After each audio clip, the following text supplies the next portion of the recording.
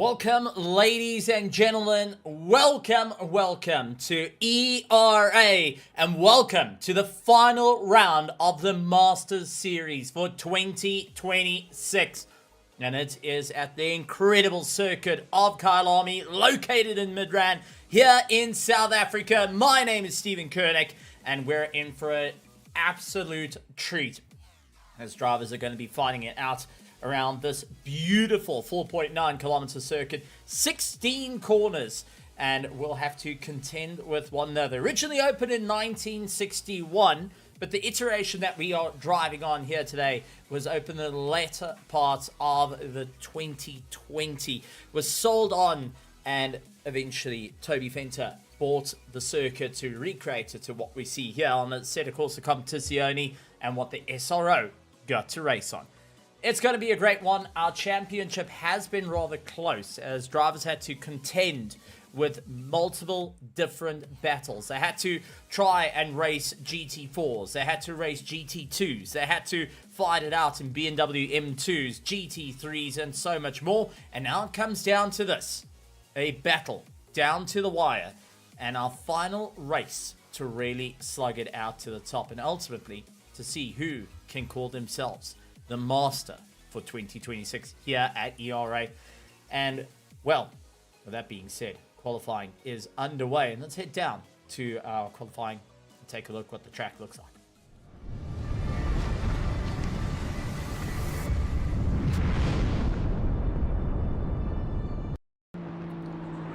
As we take a look at our drivers making their way through, this is Chris Wall currently trying to get a lap time in on top of the board. Top of the charts is Rafa Souza for Spirit Onyx team out in the Nissan GTR, all the way out from Brazil, along with David Roth in his mighty Honda NSX, looking to fight back and move his way up through the order. Henry Platt in third place with Jared McComb, Bagel Krobler, Herman Webber, Lucas Collip, Mahath Musa, Ernest Limburgs, Chris Biermster, and so many more coming to have a ton of fun and looking to really stand at the top of the charts.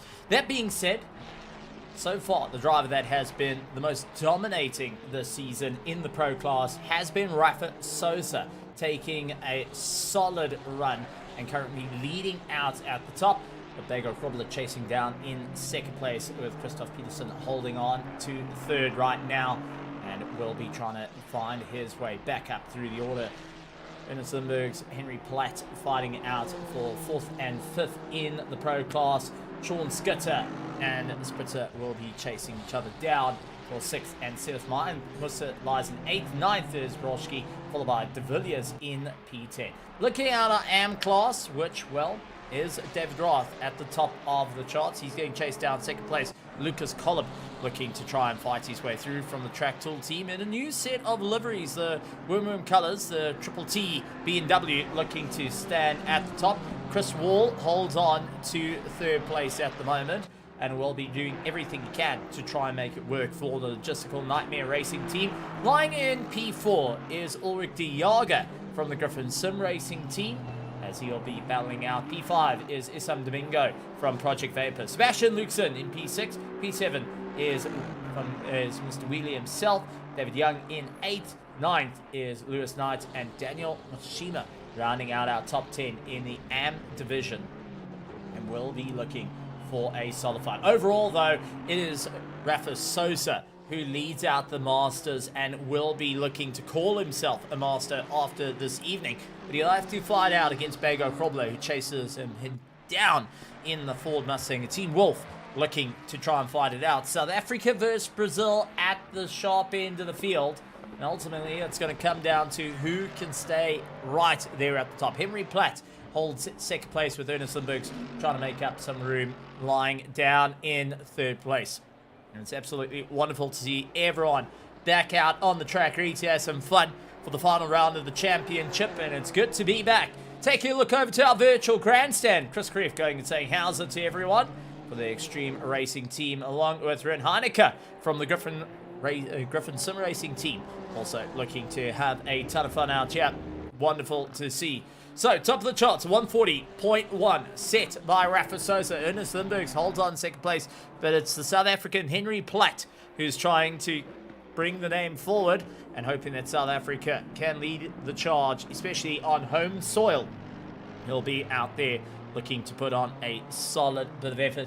He's one of our quicker drivers, but we'll have to try and figure out what's going to be a solid run for him. Christoph Peterson, a multiple champion here in ERA and lurking in multiple other categories, will be trying to fight out with his rival Rafa Sosa and Ernest Lindberg's previous season 17 champion.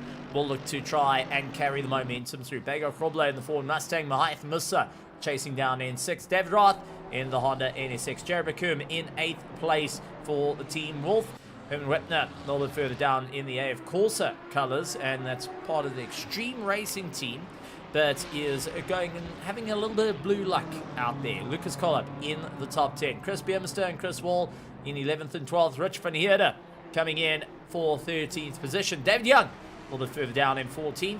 In 15th position, as he keeps ahead of James Wheatley out there in the Track Tool team, who is going and powering around in the Lamborghini. Rick Thomas in 17th. Ulrich Diago a little bit further down the order in 18th. And we've got Mike Taylor a little bit further down in 19th. And Andre Serodio rounding out the pack. The drivers looking to really put a solid impact. And so far, it is a 140 that has been set by Rafa Sosa. But he is followed by not only Christoph Peterson setting a 140.4 at 5.2. I've got to get this one right because Ernest Lindberg's is a 140.497. Henry Platt a 140.687, along with Mahath Musa just going and pipping him there with a 140.582. Bego Krobler a 140.825. David Roth a 140.937. And that is so far our top 7 all lying in the 140s and within 1 second of one another, looking to try and fight it out. And then, only then, we get to the 141 set by Jared Bakum on his previous attempt. He's trying and knuckle down and get it down to a 140 to ensure he's in for a solid run. Sean Skitter in 9th place will be trying to go and reel him in. And at the moment, Sean Skitter has gained the most amount of time by 0.5 as he heads into Ingwe, the final corner here at Kailami, and sends it on. Trying to get a little bit more pace. He's 0.6 up on his time. He will get into the 140s and does move up to 4th place to see if he can take the fight to the sharp end of the field. And Ulrich Diaga up 6 seconds from his personal best at the moment, which is a 142.2. He's 6.5 seconds up on that time and will be trying to dial it in as fast as possible. Getting chased down by the Ferrari of David Young, who's going to utilize that little bit of a tow to bring himself a bit closer and see if he can take on for the fight. And since it is the finale, it's a little bit of a special one because our drivers will have to contend with quite a race. And, well, not to give away any surprises, which I'm going to give away the surprise. It's a 2 hour and 24 minute race that the drivers are going to have to contend with. A 2 hour and 24 minute race to move up through the order. That's where fuel strategy, tire strategy, all that's going to come into play, and ultimately going to really turn things on its head here for the Masters division. Everyone's been driving within an hour to 40 minutes of racing. Now they're having to push for over 2 hours of nose to tail racing, which is going to make life a little bit more difficult out there and also change the entire game of how you plan your pit stop. So far, Rafa trying to get below a 140.1, just not finding the time in the Nissan GTR. Ernest Lindberg's, however, is 0.1 up on his time. He's going and looking to try and pull his way through as Mickey Taylor going and trying to get himself going. The TalkSport WRT Porsche that has previously done rather well here at Kyalami during the SRO racing, now going to be battling out on the circuit, and one of the only Porsches racing here tonight that will be trying to fight it out. Much like we've got one Lamborghini, one Aston Martin, and one McLaren out on circuit. Everyone else is so far a except the Nissan GTR of Rafa, who currently holds the top spot. So a couple of long shot car choices compared to your usual front runners, such as the BMW, the Ferrari, Mercedes, and the Honda going and standing out on top. We can't count out Beggar Krubler, the only Mustang that's here tonight. Also looking to try and see if it's going to work out for him. It's going to be a proper battle to see if he can really move up through the order. 0.1 of a second for Lucas Kolb at the moment. He's trying to knuckle down and get into the 140s to join our top 9. Herman Wepner, the last driver, never mind, as that all changes and goes and moves up. Some good racing out there, and drivers trying to figure out what they can do to move on forward as they will battle back for the top. And now it's going to be a long run for each of our competitors to stay in for the race. Herman Wepner, last of the top 10, they managed to get a 140, and Jared McComb sitting just 0.03 up on his time, trying to really pull it down to a 140.9 at least, and unfortunately at the moment is down on his delta. Henry Platt 0.2 up on his delta, and also Ulrich Diaga 0.3 up on his delta. So drivers are still trying to knuckle down, see what they can do, but time has run out for our qualifying session, and our drivers will have to now figure out what is the top plan to move forward. Who is going to stand above all right here at Kyalami for an absolutely mental run down to the wire. Jared McComb switching out into the BMW. He's hoping that he's going to get a little bit more of a run in the car to try and move his way up through the order. An unusual choice from what his team has usually been playing in, which has been the Ford Mustang and the Ferrari, which he's found great success in. He's now going and trying out the BMW and hoping that's going to be the car to put him into the top 5. Well, at the moment, he's trying to get into the top 10. 0.2 up on his time. Ulrich Diaga, 0.3 up on his time as they both round the final corner, coming across the line. 141s on both of them. Ulrich Diaga improves to a 15th position, and we do see Jared managing to get a 140.9. Mickey Taylor, last of the drivers that hasn't got a time out on the board, will be going and scratching his head as he'll be starting at the back of the pack right now and will be thinking, right, what do I need to do to try and fight out towards the top? Rafa Sosa and Christoph Peterson will be lining the front row with Ernest Limburgs, trying to do everything he can to fight back.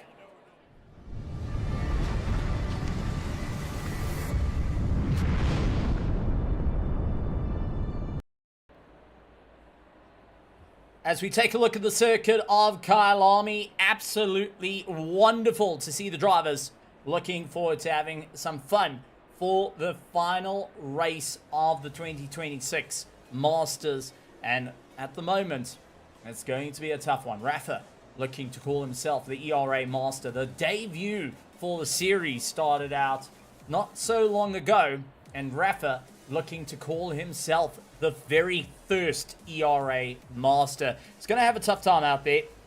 He'll ultimately have to think outside the box of what he can do to stay in for a solid run. Ultimately, the drivers will need to go and see what they can do to move their way up through the order and try and stay in for a solid fight. Ultimately, it comes down who can keep the tires alive the longest to try and see if they can go through. You can go through a tank and do your pit stop, change tires, and refuel to try and get back out on the circuit without losing too much time. But with the 2 hours, 24 minutes that you're going to have to deal with, the question is, do you want to change tires? Do you really want to deal with cold tires as you get back out on the track with a full belly on the car? Or are you going to try and double stint those tires? Really run out that little bit longer, see if you can chase down the pack. And the drivers will be going and thinking, all right, what do I need to do to stay at the sharp end of the field? And how am I going to stay at the sharp end of this field? It's going to take a quick 2 minutes to go and sort out the motor. It seems like a kitten has gone thrown on the ground. I'll be right back.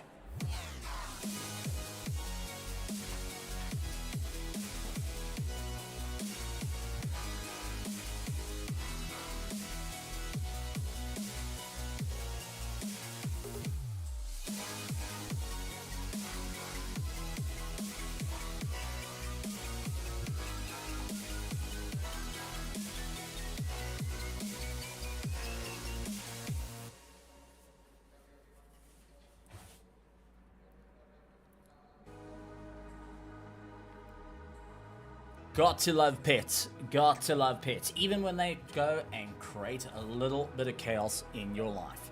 Folks, with that being said, we're going to head down to the grid and take a look at our drivers as they start to line up on the grid and start to get ready for this 2 hours and 24 minutes, the final race of the ERA Masters right here at Kyalami in South Africa, Midrand.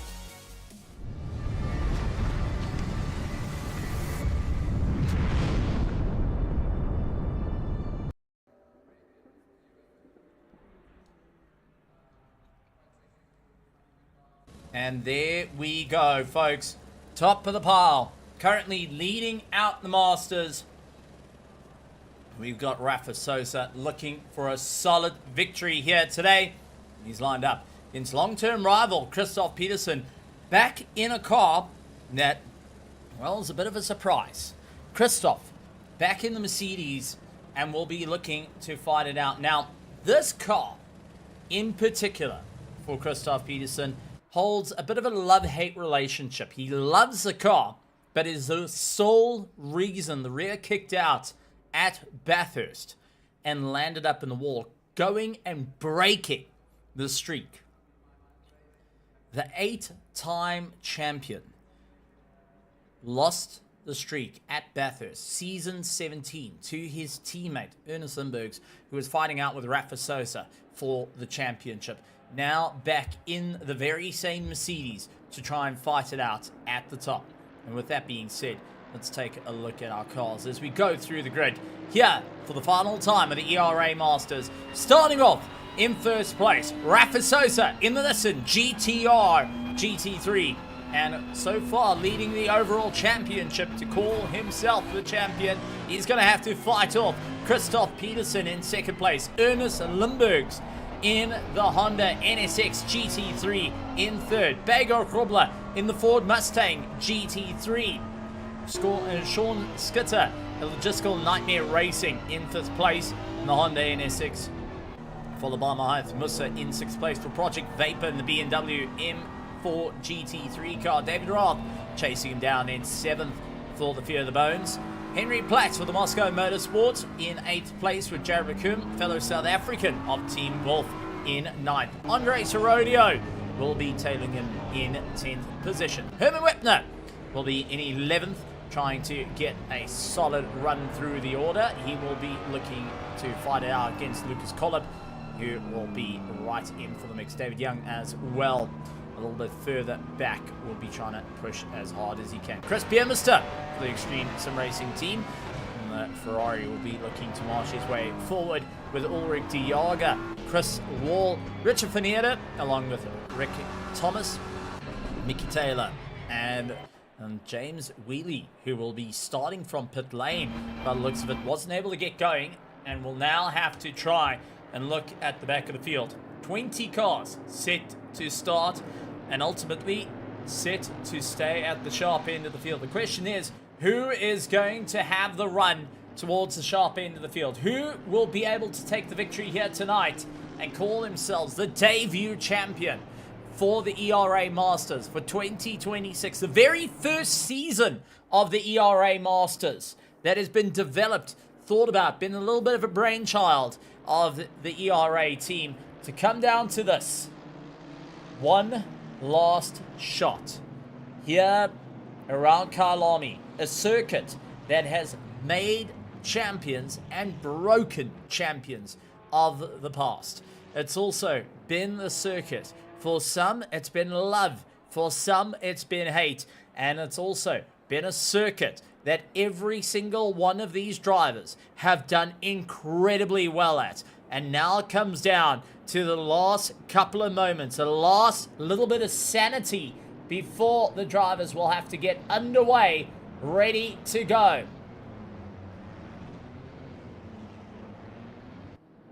As they start lining themselves up, getting ready to march on forward. It's going to be a tough one. Rafa starting out on the front row. Christoph Peterson in second place. 2 hours and 24 minutes. And only one can be champion. Lights on. Lights on. Lights on. And lights off, and we are under green flag conditions as they charge their way down through the kink and heading down towards what would be turn 2, going 3-4 cars wide. Rafa holds the inside line as Christoph swings around the outside. Rafa Souza trying to move forward, and it's going to be Taylor up into the dirt. Christoph Peterson defending from Ernest Lindbergs, who tails in behind. Begor Krobler trying to move in, a bit of contact. Project Vapor getting turned round. Maith Musa into the wall. Chris Biermeister involved in that. Herman Whitner involved in it as well. A bit of chaos early on with the race.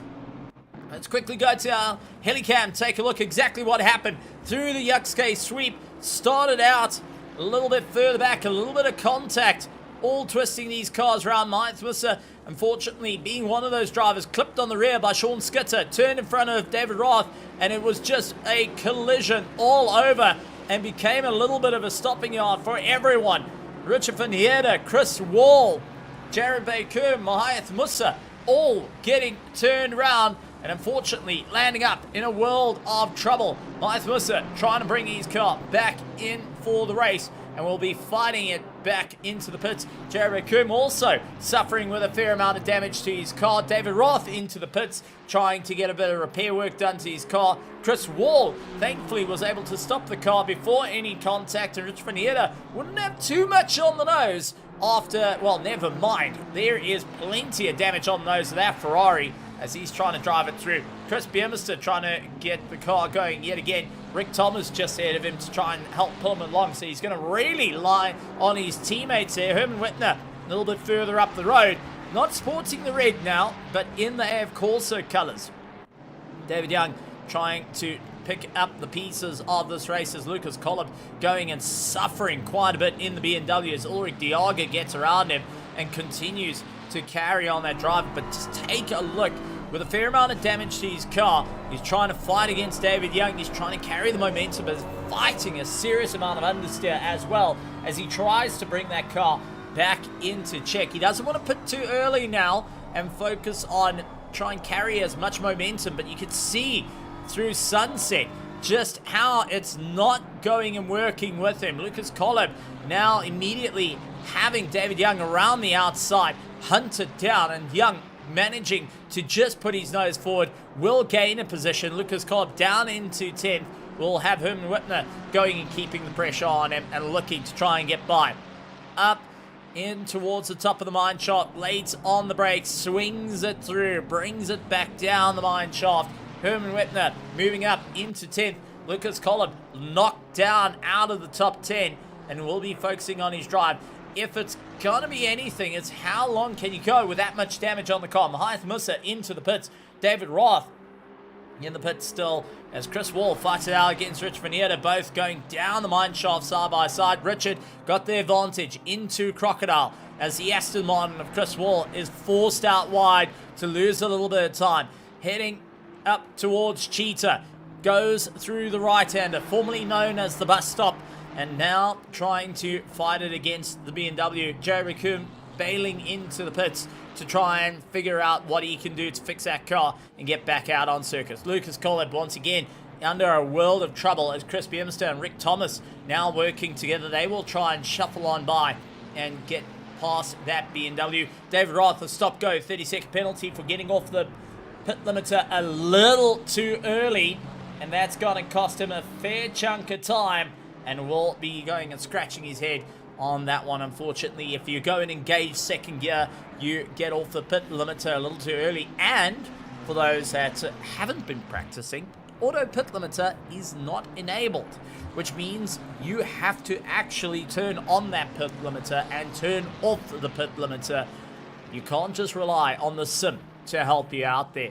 Rick Thomas hunting down Lucas Collab, trying to see what he can do at this stage of the game. Rafa Souza, though, leading out the charge, 2.2 seconds ahead of Christoph Peterson. Ernest Lindbergs holding on for third place, will be following suit. The Fear the Bones team not putting too much pressure on one another, while Begor Krobler will be help coaching the likes of Jared just a little bit, and also going and chatting to the entire Team Wolf to go and get a bit of an insight into this race of what they can do to improve. Also, sitting in the chat with them is Henry Platt, who will be also giving his little bit of feedback. So a bit of an inter-team chat will be happening, and everyone trying to figure out what they can do to carry on moving forward. Sean Skitter in Logistical Nightmare Racing, not keeping too much pressure on Tobago Krobler, just maintaining a solid drive. Doesn't want to go for a pass just as yet. He can save a bit of fuel, a little bit of lift and coast to try and help him out,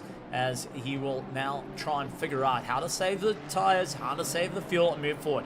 David Roth getting some work done into the pits, and now serving the stop-go 32nd for getting off the pit limiter a little too early, and ultimately having a bit of a tough time. Our pros leading out first, second, and third. Rafa Souza, Peterson, and Limburgs, while our pro-ams hold on to Ulrich Diaga, David Young, and Lucas Collab.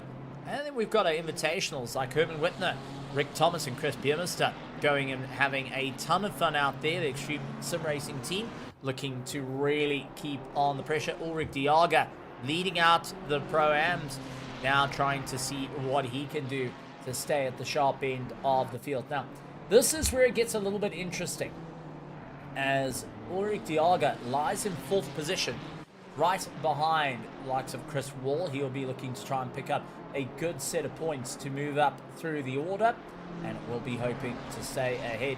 And Chris Wall a little bit further down after a solid bit of a roadblock that happened out in front of him. David Young, however, keeps the pressure on. David Young, who has been a great drive for quite some time. He lies in 9th place overall, and in the AM class, well, he's not in for the championship, but he is starting to try and lean into it a little bit more, as he lies P8 in the championship.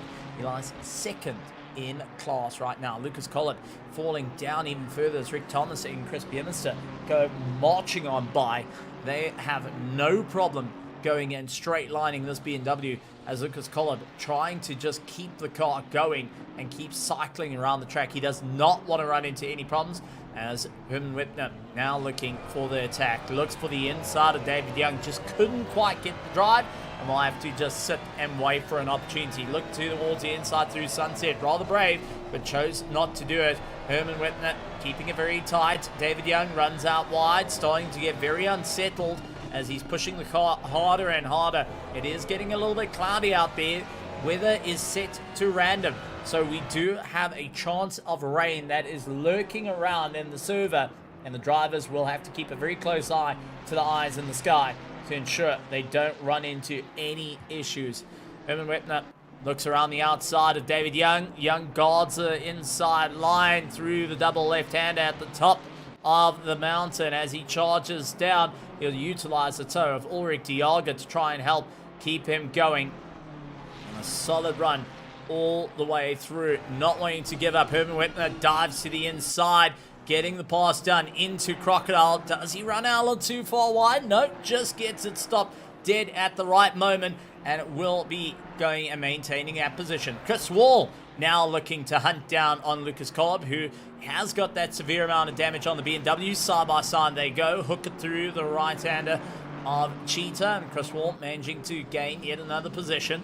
Lucas Collett, who is now battling. He's 2nd in the AM class, and now just hemorrhaging time, hemorrhaging positions. David Roth leads out the AM class for the ERA Masters Series, and both drivers are running into problems in the early stages of this race. But it is a 2-hour and 24-minute race, so there's plenty of time to make up those positions and see what you can do. Lucas Collab hoping to go a little bit longer than David Roth, who pitted for damage and also had to serve that stop-go 32nd as well. Chris Biermeister and Rick Thomas, the two teammates, now starting to lean on each other a fair amount as they fight their way through. Rick Thomas out in the McLaren, the only McLaren in the field, compared to his teammates opting to take the Ferrari and come at him, and we'll be seeing what they can do. The Ferrari 296 is an incredible car. The turbocharged V6 is able to really put the pressure onto the McLaren that has been quite a dominating force in the world of ACC over the many years, but now we'll be trying to see what he can do. Herman Wittner managing to split David Young and Ulrich Diaga as he tries to move his way back up through the order. Late on the brakes, Ulrich Diaga a little bit early and a little bit hard through Crocodile, just trying to slow that BMW down, focusing on his entrances and apexes. Will be aiming to try and maintain a solid run. Also, to try and save as much fuel as possible. You want to start trying to lift and coast. You don't want to go through the rev range as quickly. You want to eye out your opportunities here to move up through the order. But Rafa Souza now 3 seconds away from the fighting duo of Ernest Lindbergs and Christoph Peterson. Two teammates leaning on each other a little bit harder as Ernest Lindberg's trying to see if he can get back into this championship fight.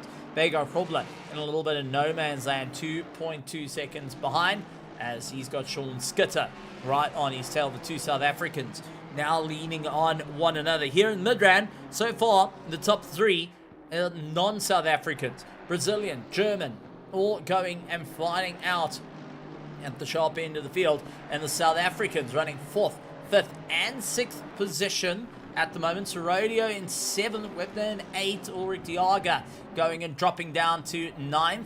And David Young trying to have a go at him as well. Lucas Collip finally getting his car into the pits to get a little bit of repair work, and obviously the team deciding that there's too much damage on that car. They need to try and make up a bit of time, so rather get it in, get it sorted out, and get you back out on track to try and make up a little bit of time. Mahath Musa as well, a little bit further back, trying to see what he can do to make it all work. Unfortunately, it does look like Mickey in the Porsche, unfortunately, has disconnected. He's out of the running for this race and going to be keeping a very close eye on his competitors that have been fighting it out around the circuit, hoping to stay at the sharp end of the field.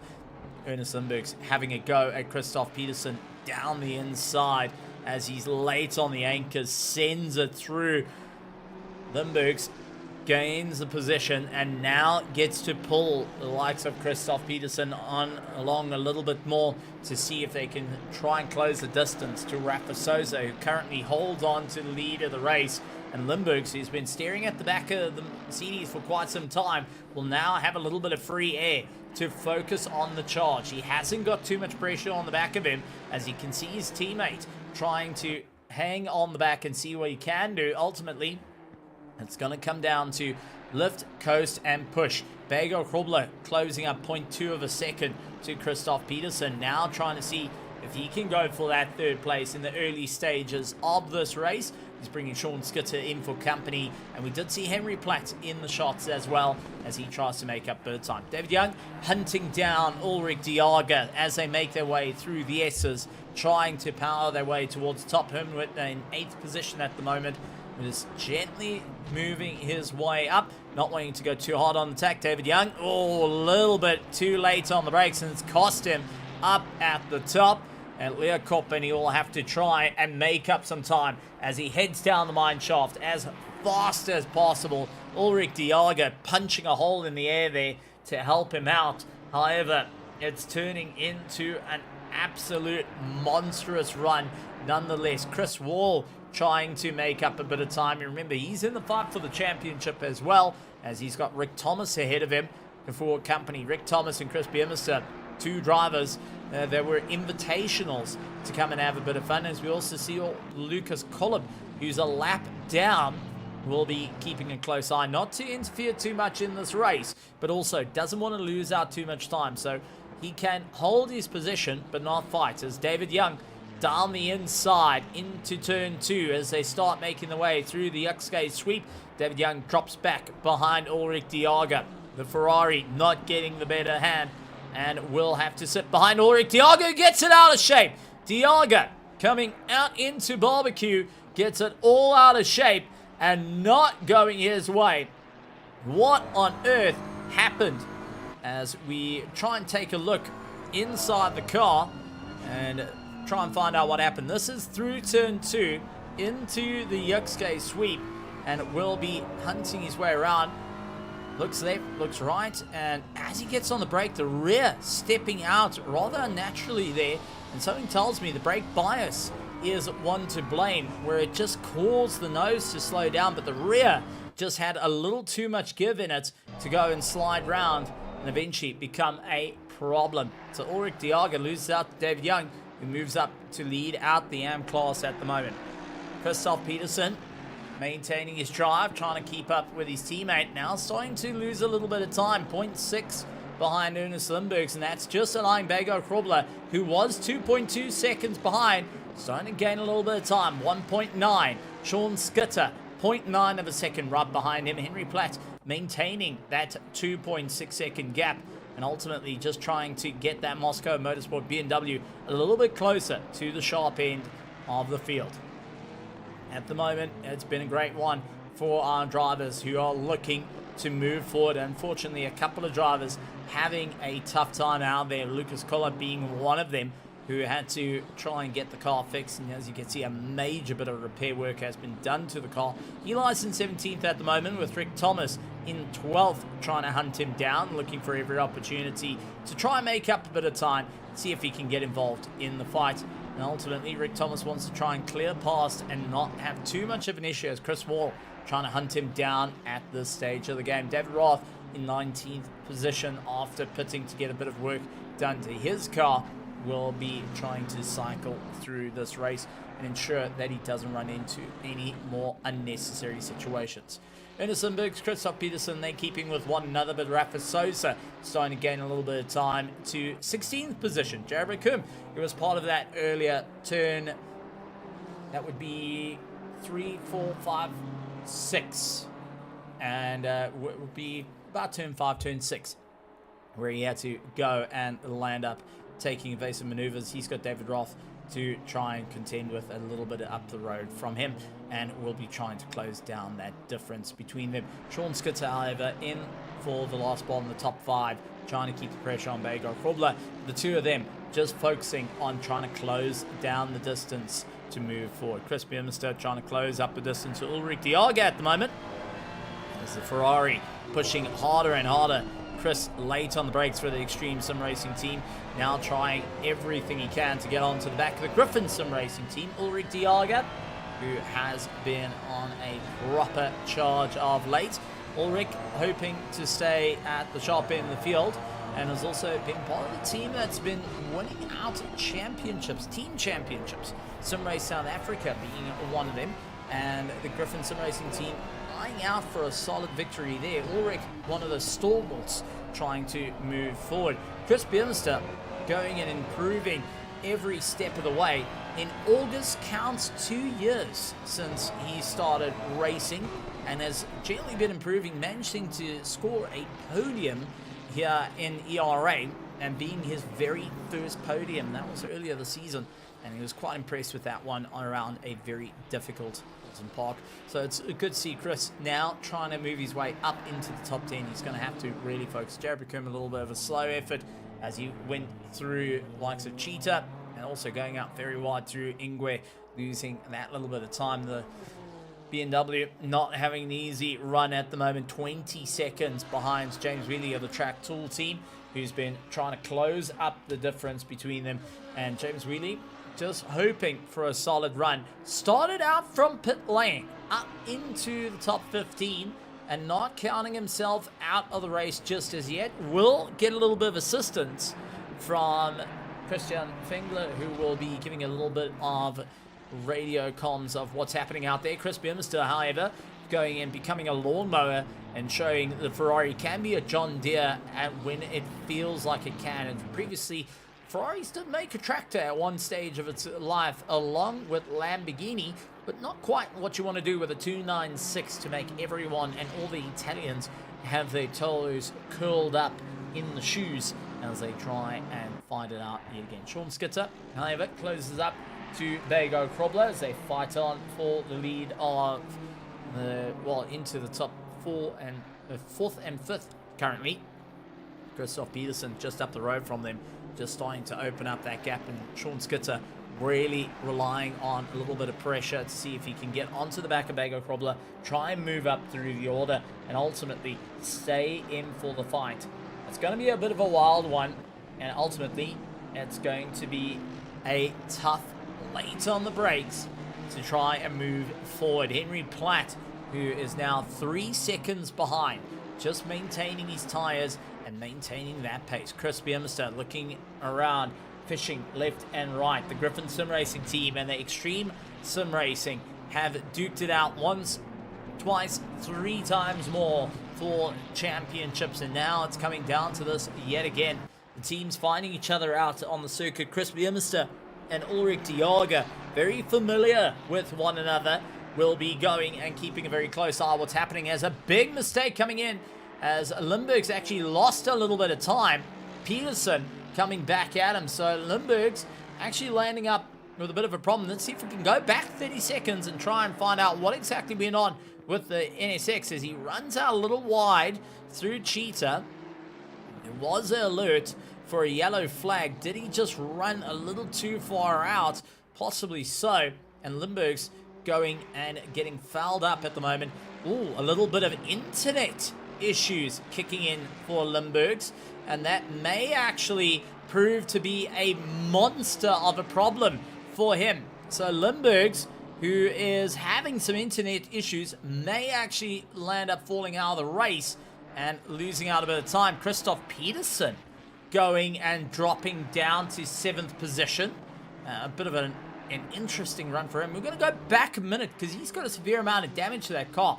So he's watching his teammate go and disconnect, reconnect in front of him, getting a little bit of a jarring situation, and ultimately landed up with a bit of a problem. So Peterson in through turn 2, all looking clear there, makes his way through the XK sweep, and I think he was communicating the issues, and impact with Limburg's, who got teleported back in for a split second, went into him, and that was it. Limburg's with a, well, all I can say is a desync of note, went and landed up with Peterson, suddenly getting a flash of that Honda NSX appearing, smashing out the nose of the Mercedes. Not only does that compromise that he went from 3rd to 7th and now sits behind Andre Sorodio, but that also changes how his race is going to contend with. So Limburg's, who had a desync, landed up without knowing it, taking out his teammate and ultimately running into a bit of a problem there. Rafa Sosa holds on to first place. Sean Skitter trying to fight his way through. Bego Krobler now taking up 3rd, and with Sean Skitter on the back of him. If Limburg's disconnects for what any reason, Krobler and Skitter are fighting out for 2nd place and currently 0.3 of a second.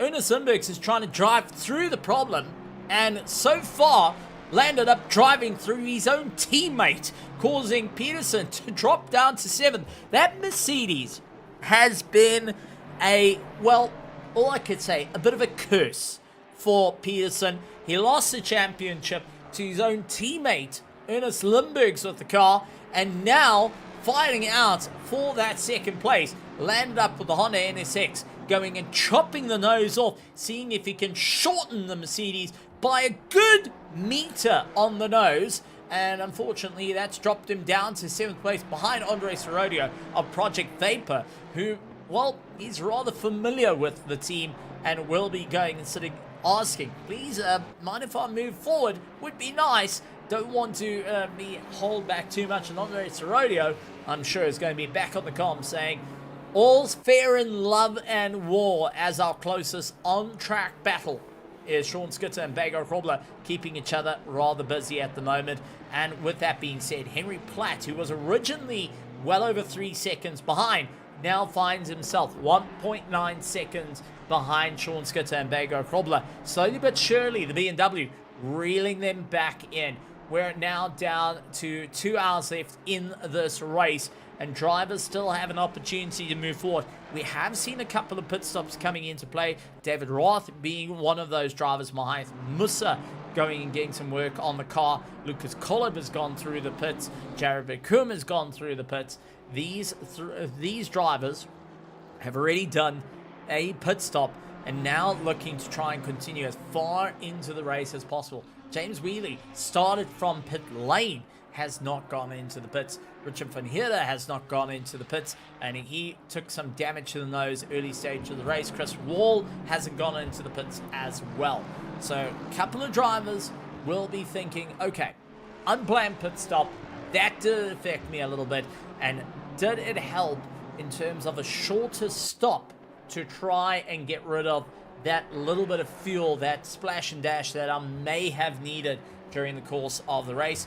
Or is it now try and figure out what you can do to mitigate that little bit of problems that has come through? Rafa leads out the race, and does look like Limburg's internet has settled down for now, and unfortunately at the cost of Peterson taking a solid impact to the nose, and will be needing some monster repair work in the process. Rafa now will be closing up to Joe Raccoon, who holds on to 16th position. Ahead of him is David Roth in 19th as he tries to catch up to James Wheely further up the road.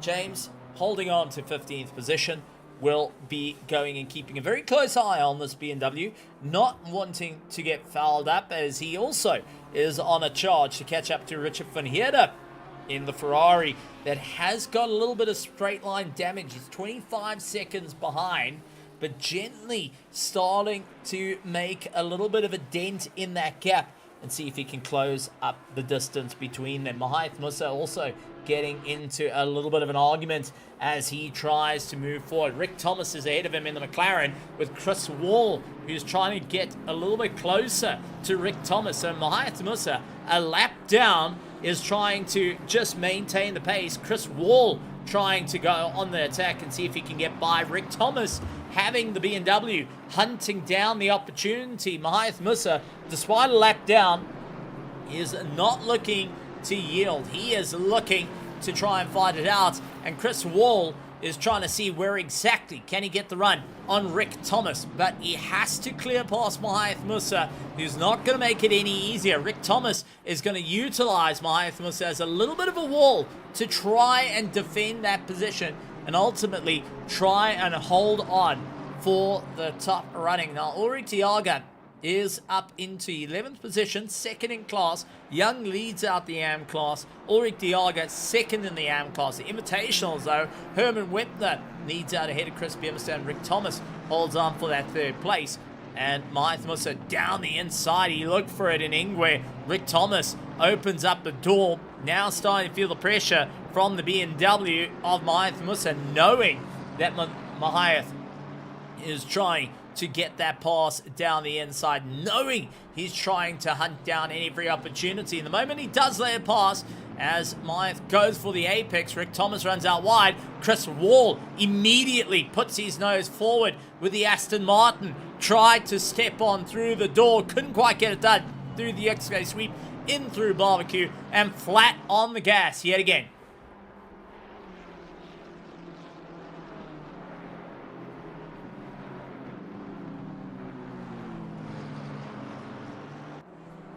Chris Wall pushing harder and harder to try and move up into 12th. Rick Thomas holding on to that spot. Mahath Musa now trying to make up some time, trying to unlap himself from the rest of the field. Next up on his cards will be Ulrich Diaga to try and deal with further up the road, while Rick Thomas and Chris Wall battle out with one another. We're getting into a bit of a darker stage now. Those lights starting to become brighter and brighter on the circuit. The drivers will have to contend with a little bit of a sunset along with a bit of darkness here at Kyalami, and it gets pretty dark out on the circuit. Chris Wall down the inside, heading into Crocodile. Rick Thomas runs out wide. The McLaren flat on the gas, trying to make it work in through Cheetah. Who's the bravest of them all? Both go in for it side by side. Rick Thomas ultimately goes in towards the curving. Had to give the room to Chris Wall. Both managing to make their way through, but well done. And all I can say, the kahunas on both drivers to make that move ultimately came down to the wire. Sean Skitter applying more pressure onto the back of Bago Frobler through Sunset, up through Clubhouse, onto the short straightaway as Skitter getting it out of hand.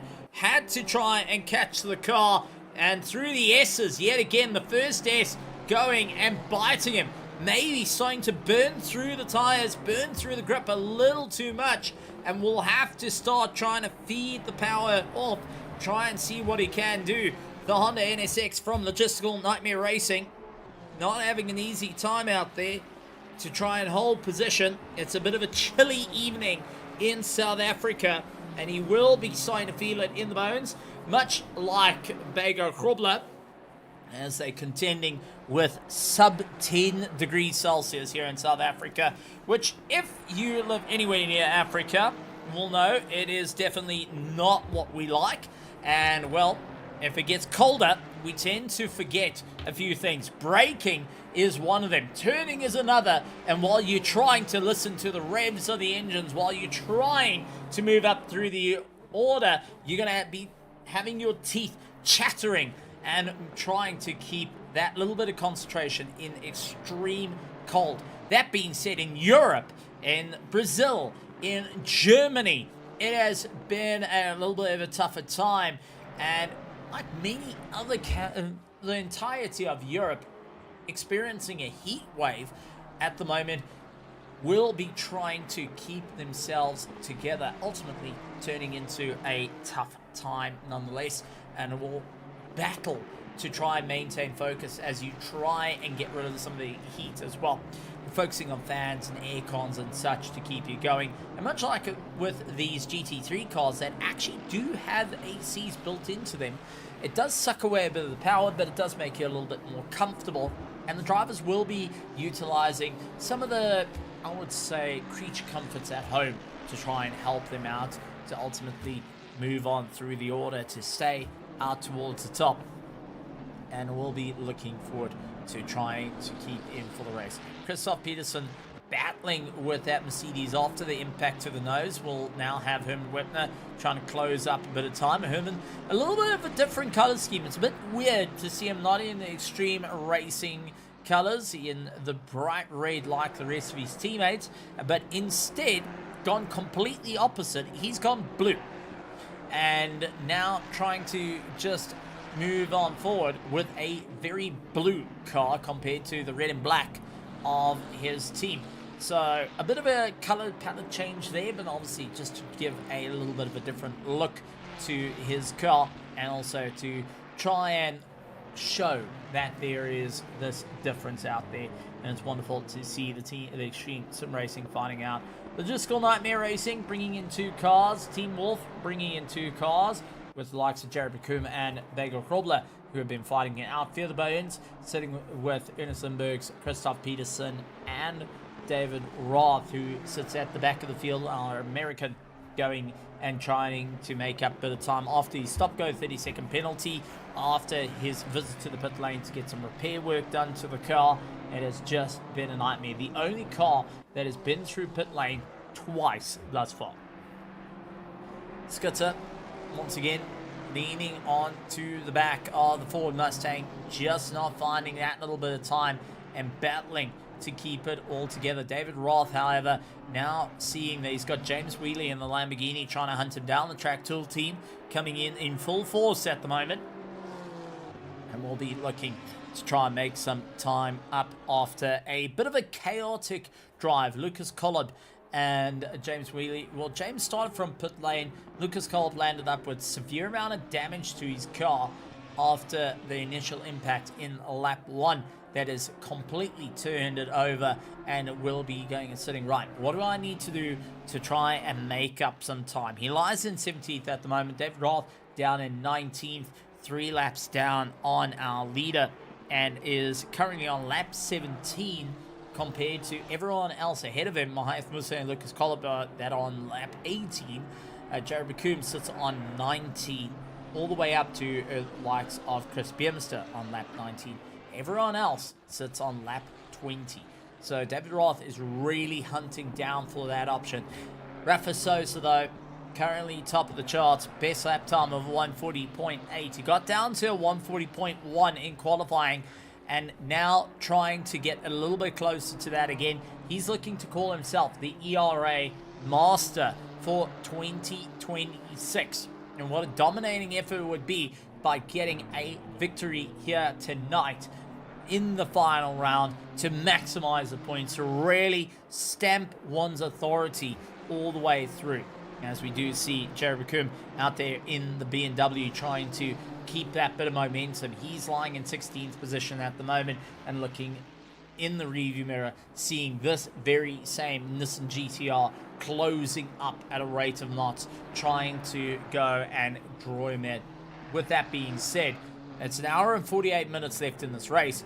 The drivers are looking to try and fight it out. The question is, when is that pit stop going to come into play? When will the drivers opt to get their cars sorted out, get a refuel, get new boots on these cars, and get back out on the track? Because a number of drivers are already starting to burn through the grip, and as the track is cooling down, you can get a little bit more life out of the tires if you haven't started burning through them a little too early. Bago Krobler and Sean Skitter, a very case in point of that. The two of them have keep each other rather busy, and once again trying to fight it out for position. They're hunting for that option. David Young, however, getting it out of shape and trying to turn the car around, and learning that the Ferrari, not quite an easy car to just go and bring back into check. So this is into Crocodile.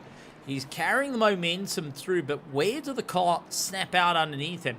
Aims towards Cheetah. Did he clip the curb? Yes, he did. Cheetah taking a bite out of the Ferrari, twisted him around, pointing the wrong way around, and it's going to be just Herman Whitner, Chris Biermeister all coming flying on by to get a position, but also seeing a car pointing in the wrong direction. Never a beautiful thing to see. Herman Whitner now lays on the pressure to Peterson, who's starting to feel that front end damage a little bit more. That understeer starting to creep in a little bit more. Straight line not working out for him, and now got a mid-engine Ferrari hunting him down. And the Mercedes has got a lot of rear rotation to it, but you go and get that little bit of damage. The air gets underneath the bonnet and starts to get impeded, stalls out in the front, and you start to land up picking up that understeer. You're not getting that airflow that you need to compress the front down, and ultimately that starts to become a little bit of a problem. Allowing a little bit more steering rotation to come in, that scrubs the tires a bit harder and also scrubs off a bit of speed. So it's just a domino effect coming into play, and Herman Whitner knows that he just needs to apply that pressure. Another factor that's coming in for those that do sport a bit of damage on their car, they have got increased amount of drag as well. That will start to affect their fuel consumption. Suddenly, you were aiming, okay, I'm doing about 0.7. I can go and fight it out, doing 3 liters a lap, just as a number. And now, all of a sudden, that little bit of damage is going 3.1 liters or 3.2 liters. Start to run up a little bit more and start to play a bigger effect. You're not quite sure of how the refueling is going to go, and compared to many other sims, this sim doesn't have an auto refuel. You manually set how much fuel you're going to put in your pit stops, which is absolutely amazing, because your pit stop strategies come down to you putting in a bit of work. You do get external software that can help you adjust that, but if you're not running it, all the software for some odd reason does not take into contention that little bit of damage that you've sustained, that 7.1 or that 3.1 that you're getting now compared to the 2.9 you were getting. It starts to land up with a bigger problem. That splash and dash at the end starts becoming a little bit more prevalent. Chris Wall now leads out the AM class, with Ulrich Diaga dropping down to second. We saw the pass by Chris Wall, but Ulrich Diaga didn't put too much of a fight. He aimed to just try and back it off that little bit, and now just aims for a solid finish. He's looking to try and move forward at the moment and not lose too much time. Rick Thomas trying to hunt down for the Extreme Sim Racing. They're pushing as hard as they can to really make up some time. And Ulrich Diaga, the Griffin Sim Racing team driver, will cast his eyes back, see Rick Thomas, and also see Chris Wall. Is it going to be an option that if Rick Thomas is a little bit quicker on this lap, that he might swap her up. Ulrich Dialga did a 144.5 and Rick Thomas a 143.1.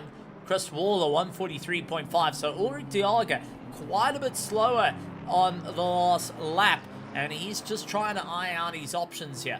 Do you let the faster car by? That's going to cost you on-track position, but possibly pull you in a little bit closer to your competition. This is an old trick that you get to see in karting.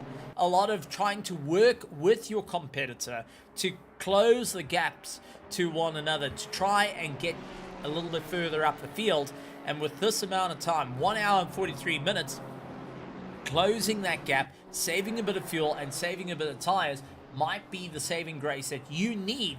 Not now, but possibly in the last 10 minutes of the race. Sean Skitter continues on the drive and moving forward. One thing that these drivers are starting to feel as the tires wear out, a couple of them have already started reporting that they are getting the tires losing pressure. They've been hitting the curbs harder and harder, and ultimately starting to lose that little bit of pressure. Sean Skitter down the inside of the Ford Mustang, gets his nose completely cut off by Johan Bego Grobler, and Skitter slammed back. He went looking for the pass. Unfortunately, it was not there, and now we'll have to sit behind Bego Grobler once again. I'm sure the frustration starting to build up right now ultimately is starting to get to him, and he is looking for every option to try and get past that off ramp needed to move up through the field. Maeth Musa looking to try and get a position now as Lucas Collib, who was part of our earlier carnage, landed up in the pits, getting some major repair work done to the car. The Wimrim car of Lucas Collib on the livery, that is just a tribute to one of a YouTube channel, and that specializes in showing off some sim racing gear, some sim racing news. Wonderful to have them here, and our track tool team going and putting in a little bit of a show for them as well, for the Wormroom team that has also been part of the Drive for Dean event that is built up as a monstrous charity event. Also traction.gg getting in part of that as Overtake going and being part of that. Absolutely amazing initiative started here in ERA for one of our full known for cancer, and ultimately has once again set the records for going and having mass donations. A big shout out to everyone that's been part of the Drive for Dean events. Melissa not able to get past Lucas Collib at the moment. He hunted down for every opportunity to try and get it done. Not able to carry the momentum, and we'll have to sit and wait. Lucas Collib, who's been fighting out for the championship all season long, lying so far in second in the AM championship, right behind David Roth, is not quite finding that pace to ultimately bring himself that little bit closer to go for that victory. He's finding himself a little bit further down and having to try and work on a bit of a damage reduction or a damage limitation to the championship, and they trying to chase down the Ferrari just ahead of them. That would be Chris Biermeister, who is slightly up the road, also sporting a bit of damage from early on. The night starts to set here in Midrand as we now heading towards 10 to 7 in some time here in South Africa, and this is where it starts to get a little bit tricky. The shadows of the car's pretty far. It's not dark enough that the lights come into effect, but you start to try and spot your brake markers. You can also easily get sidetracked as the headlights reflect off the barriers and can cause your attention to start going and changing. So you start to look around and spotting out the mirrors are looking a bit brighter. The walls are shining at you. The Onco barriers are shining at you, and it does take away, causing a little bit of a distraction for many of these drivers.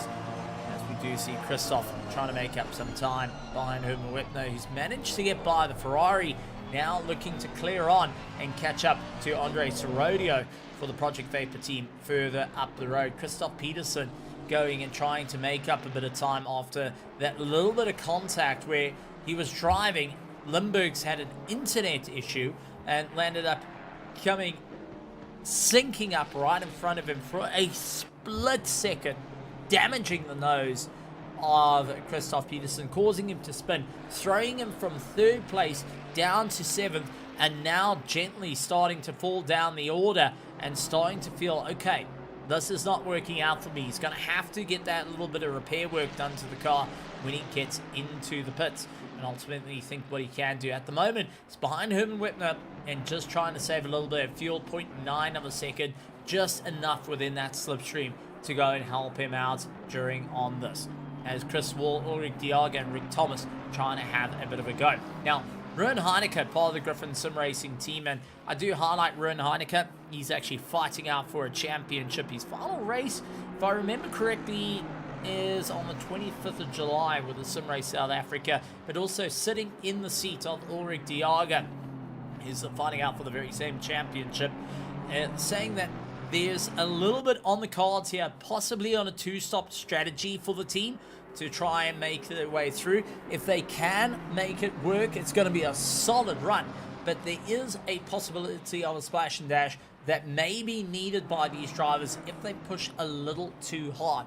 It is 2 hours and 24 minutes that can change things. Chris Biermeister, first of those that has done their planned pit stop, and I do want to highlight something because I just spotted it as he came rushing into the pits, stands on the gas, clips the wall on the way through. Now, it is a very, very sharp hairpin to get in, but he tried accelerating up to 50 k's an hour and landed up going and catching the wall on the way in, which I don't think he's going to be the only one to do that. Richard van Heerden still circulating with the damage that he had from lap 1 and is just trying to keep up that momentum. But Chris Biermeister, first of those drivers to pull in the pits for a planned pit stop, starting to drop down the order, and this is going to be a telltale sign for many of the drivers of what is going to be the game plan. Are they going to go that little bit longer? Are they going to look for an undercut? Are they going to try push a little bit harder? Sean Skitter onto the back of Beggar Krobler as Chris Biermeister gets off the pit limiter too early. A stop go 30-second gets issued to the Ferrari driver, and he will be kicking himself yet again.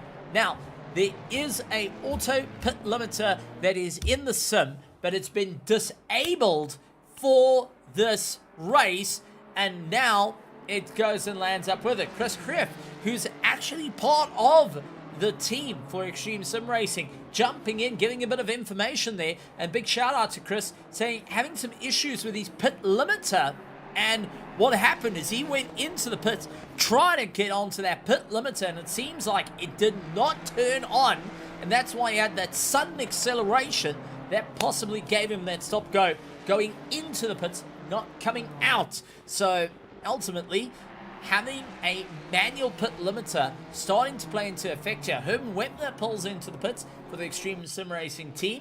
He's now getting his pit stop sorted, and I'm sure there will be a lot of drivers saying, right, make sure before you hook it in gear, make sure that pit limiter is on. Make sure the blue lights are flashing on the dash. Heck, go and just move the pedal with your big toe on the right to make sure that it just gently pulls off and doesn't get a sudden acceleration that can cost you a multitude of time. Herman Webner does exit out onto the circuit without a problem into 12th position ahead of Richard van Heerden, who holds on for 13th. Chris Biermeister pulling back into the pits for that stop-go 30-second. He will need to try and serve it, get it out of the way. He has 3 laps to get it done, and he's going to get it sorted out. Big move coming in. Rafa Sosa, our leader of the race, now into the pits, promoting Ernest Limburgs up into first place. Beggar Krobler continues on. Sean Skitter continues on. Henry Platt goes further. Rafa still in the pits as Sorodio clears on through. And Christoph Peterson going and marching his way past as well. Rafa gently falling down the order, had a solid gap to Limburg's, nearly 10 seconds, and now just trying to get his car sorted, gets rolling off the pit limiter, now releases back onto the circuit to come out in 7th position, 8 seconds away from Chris Wall, who just rounds the final corner of Ingwe, and now trying to carry on through. Chris Wall leading out the AM category. We'll see David Young is now pulled into the pits, and Ulrich Diaga is keeping on his tail. Now David Young going for a undercut option on his class. He's going to see if that's possibly going to be a solid run for him. Herman Whitner trying to undercut his own teammate of Rick Thomas, who is yet to go into the pits as well. Rick Thomas, part of the invitationals that are here. Herman Whitner will be looking to try and get that pass done and dusted in through the pits. So David Young into the pits. Rich Finieta clears on by. The question comes down to how much is left in the tank for Ernest Limburgs as he once again goes yet another lap. He's going to stretch it out a little bit longer. Bago Krobler comes in through Cheetah, goes out wide. Is he going to pull into the pits? No. Neither is Sean Skitter. They found they got a little bit more on the tank. They can really try and stretch those tanks out with 1 hour and 32 minutes and 57 seconds to go. Henry Platt in 4th place also feels the same. So Rodeo going that little bit longer. Christoph Peterson as well. So a bit of a change there.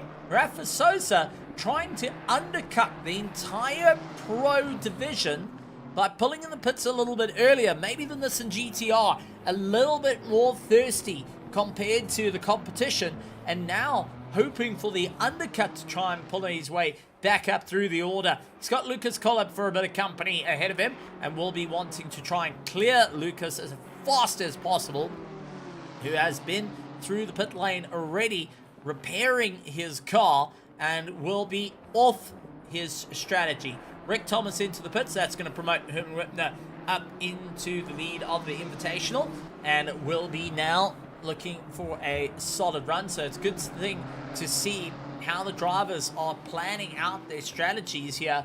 Everyone trying a different gamble. David Roth, who was previously in the pits getting his car repaired, is back into the pits. He's 3 laps down on the leader, but now trying to see if possibly he can make up a bit of time. Leading out the AM Championship, now seeing he's under threat right now. He needs to try and make critical moves to move up through the order, and with 1 hour and 31 minutes and 32 seconds to go, you're going to have to think, what's the game plan? Ernest Limburg's into the pits, and it does look like both Bago and Skitter, they're going to go a little bit longer. They're going to stretch the tank. So Limburg's going and pulling in the pits to try and get past Rafa's time will lose out to Krobler and Skitter, 2 South Africans who are going that little bit longer. I know fuel's expensive here in South Africa. I know many of the South Africans are stressing about it and not wanting to go to the pumps, but really trying to get the tanks down. You know, when you sit there looking at your fuel indicator going, I know my car, watch this. When it says 0 kilometers expected on the dash, but you know that you got 500 mils left in that petrol tank and 200 mils is sitting in the lines heading to the engine, you know that you're going to try and push it that little bit more. Christoph Peterson up into 5th as Rafa goes and moves up into 6th position. He still holds the fastest lap time of the race of 140.8. Gently trying to find his way up through the order. He's got Chris Wall for a bit of company, 9 seconds back, trying to move forward. Ulrich Diaga, who's on a stellar drive right now. He does have Limburgs come out ahead of him and will be trying to keep onto the back of that Honda. Ulrich Diaga trying to make up a bit of time. He knows Chris Wall is further up the field and can see the Aston Martin up ahead. Will want to try and close up the distance, and with Herman Whitner now putting the pressure with the Ferrari a little bit onto the back of him. He doesn't have to worry about Herman Whitner for the championship, but he does need to worry about catching up to Chris Wall and reacting to whatever pit stop comes through. Bago Krobler and Sean Skitter, still, they keep each other company and going yet another lap. They're stretching these tanks. They are able to go that little bit longer. Henry Platt going a little bit longer. So Rodeo gonna go a little bit longer. Now, there's a couple of things you can do in these cars that can help you out in the race to try and stretch the tanks. And that goes to a very critical but very overlooked thing, as everyone looks about engine mapping about maximizing the performance. You want to have as much power under that right foot as quick as possible. Engine mapping reduces it. Throttle shaping reduces it. And that can also work in reducing how much fuel is being sucked into the engine. Going and reducing the amount of fuel utilized, it reduces your power, but you're able to go and stretch those tanks a little bit longer. If you feel that you want to get rid of a splash and dash, you start to turn up that engine mapping and get a little bit closer. There is an engine mapping for safety car procedure, which has been utilized many times in the past, where you can easily just go and swap it out and able to go and save a bit of fuel in slow going, especially when you're on a pace lap. It's worth going to safety car mode in the engine mapping to save that little bit of fuel, because you're not needing that power right away. You can go back up your engine mapping if you need to when you get closer towards the end of your pacing lap. And many of the drivers would have started utilizing this method to try and save a little bit of fuel, because that pace lap by itself can use nearly half a lap's worth of fuel while you're traveling at 70 kilometers an hour. You can actually land up hurting yourself on a pace lap.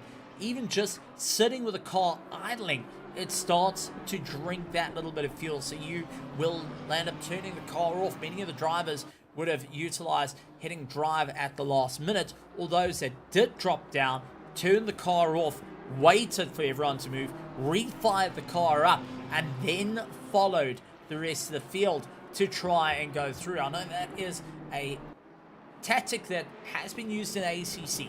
It's a tactic that's been used in Le Mans Ultimate, AC Evo, iRacing. I've been part of the tactics to try and save fuel by doing exactly that. And that is just what you need to do. You need to start thinking laterally of how you're going to maximize your tire usage, maximize your fuel usage, and ultimately staying for the fight.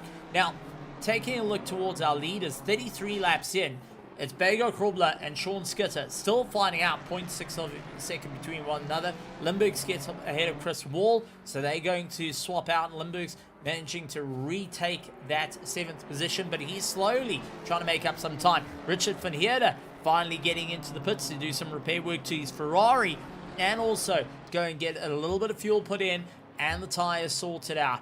Driver that landed up earlier this year going and hurting his back with a backdraft Roadster. We can't call it a Cobra because it's not a Cobra. It is a backdraft Roadster. It does look like a Cobra. It's built in Kazula Natal, and he landed up going and having a bit of a problem with the car, crashed out, got a little bit hurt, had a bit of a time away from the sim, away from racing. He's now going and enjoying his time back into it. Fortunately, a Ferrari taking a bit of a smack on the snout early stages of the race has cost him a bit of time. So, for Sosa and Limburgs, who have now done their first pit stop, 14 seconds separate them. Both drivers looking up the road. Peterson, Sorodio, Platt, Skitter, and Krobler have not come into the pits. They're all keeping a solid run at the moment and haven't skipped a beat. They've dropped down to the 42s instead of the 41s that they were running a little bit earlier. But that's as the track's gotten a little bit darker, you're starting to slack off. You're starting to find your rhythm. Henry Platt, 2.7 seconds behind, is in a little bit of no man's land, so he can't utilize a tow to help him out. Rich van Heerden, unfortunately, due to track limits getting cut, he will go and get a drive-through penalty for added. So that would be, unfortunately, a tough time. He just left pit lane, and he gets a drive-through penalty. And that would be either for unsafe entry or track limits being cut that hammered him with a drive-through penalty. So not ideal circumstances for him, and he'll be trying to shake that off fairly quickly at this stage of the game. Sean Skitter trying to move up through the order, and once again Bego and Skitter stretching out that tank They're going that little bit longer into the race. That's going to leave many scratching their head. Henry Platt, Sorodio, all going that little bit longer. Peterson's going a little bit longer. Rafa, who did an earlier pit stop, now trying to figure out, was it the right move to get that pit stop done? Limburgs will be sitting, trying to figure out, was it the right move? Mahias Musa just ahead of Rafa Sosa. We'll see this big Nissan GTR hounding him at the moment. BMW M4, the successor to the BMW M6 that you can still race in the ACC field. A very, very lovely car, but apparently doesn't stop for anything, and its brakes are made out of bottle caps. Well, Mahias Musa has been running BMWs since the start of the Assetto Corsa Competizione, starting out in the M6 and now carrying on through the M4. We'll get a little bit of a flash of light from Rafa Sosa. He's trying to close down in one of the oldest cars out on the sim. There are very few cars that are still from the early beta days of Assetto Corsa Competizione. The Nissan GTR, the Honda NSX, the Aston Martin, all three have been part of the original build of the sim and will be playing a big part here. David Young, unfortunately, into the dirt at Lea Korp, outbreaking himself, loses out to Rick Thomas, who's able to get the pass done and dusted, and will open up the distance yet again. So, moves being made up and down through the order, and now, only now, we're seeing a pit stop as Sean Skitter into the pits and drives it into the wall. Couldn't quite get the car turned round past that hairpin and lands up clipping the wall. It might not look like much, but it is a split second worth of damage, and he will need to repair that while getting the pit stop sorted. It won't affect him too much, but it's definitely an irritation of, why did I hit the pit wall? Bego Krobler, Henry Platt, Rodeo Peterson, all going a lap longer at this stage of the game. They trying to see how far they can go. 36 laps in, and they've been stretching these tanks out. They will be getting warnings on the dashes saying, hey, listen, we're running out of juice here. Chris Wall now into the pits as Ulrich de Jager is going to stretch the tank as well. Ulrich de Jager is going to go for 36 laps. He's going to get past Chris Wall, retake the lead of the AM category, and once again, trying to push that a little bit further, trying to see if that's going to help him out, and ultimately stay towards the sharp end of the field. Sean Skitter leaves the pit lane in 8th position. He was in 2nd. Now is in 8th, behind Limburgs and Rafa Sosa. Pitted in a little bit later, fell behind the rest of the field. He will have Herman Whitner trying to close up the distance to him in the blue colors. And now you can also see Rich Finetta, the drive-through penalty. He's got 3 laps to serve that drive-through penalty. Otherwise, he will face a disqualification, and we'll have to keep an eye on it. You do see the blue light inside the car, or the purple light. And for many people, they might be asking, why on earth is there a purple light in the car? And that is actually to help with eye strain. And especially when you're racing in GT3 sports cars, anything into the night, you don't want bright flashing lights that your eyes are now trying to open up to allow as much light in as possible, but also constrict when the lights become too bright. So that little bit of a purple light allows you to see what's happening out in the dash, around your car, making sure everything's okay, but it also keeps a constant for your eyes, and it helps reduce eye strain. You will see it in your sports cars more often. You'll see it in the GT3 cars. More modern era will have those lights sitting just by the driver, just to shine onto the steering wheel and onto the dash. Not enough to take away not enough to distract the driver, but just enough to see what's happening there, and also trying to eliminate some of the eye strain that comes from it. It's little adjustments that have been made over time to make things a little bit easier for the drivers to just go that little bit longer in a race, to try and also get rid of the more physical aspect of night racing, which isn't a big commonality in the world of motorsport as much as you would think one would be. Rich Veneers, stop go 32nd, unfortunately, for getting on to the pit limit, getting off the pit limiter a little too early. Sean Skitter back into the box. An interesting run there. Skitter was just in pit lane, and now he's back into pit lane and will be falling down the order. So Sean Skitter, an odd run for him as he now leaves pit lane for a bit of a splash and dash, and trying to see what has gone and caused that effect. Is he hoping to get that two-stop strategy that we overheard from Ryan Heineke saying Ulrich Diag is aiming to go for? Is that possibly that run of it just getting the stop done and dusted? Rick Thomas and Sean Skitter now meet each other out on circuit. Rick Thomas trying to close up the gap. Sean Skitter, who was originally finding out for second and third, now finds himself in 12th in class and second last of the pros, ahead of behind Musso, who holds on to 15th at the moment. He's 12th overall behind Chris Waller and James Wheely, who are fighting for third and second of the AM class. Ulrich Diaga leading out the AM class. Herman Webner leads out the Invitational ahead of Jared Koum and Rick Thomas as they try and stretch open the gap that little bit longer. Our ERA Masters is all about bringing past, present, and future champions in to duke it out for a one-off per year season. The ERA Masters is built to go and acknowledge the champions and our past and current champions to really find it out. We do have our invitationals as well. It's open to all the Server 1 drivers, all the Server 2 drivers. It's open for everyone to come and have a bit of fun, but it is an invitational only series. It's not one that you're going to just sign up and be a part of.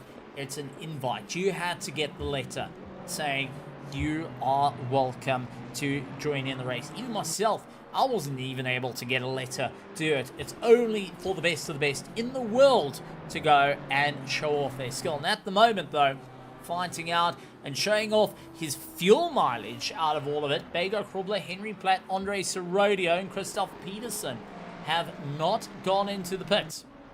And they are trying to show off that they can save that amount of fuel. They're able to push a little bit longer.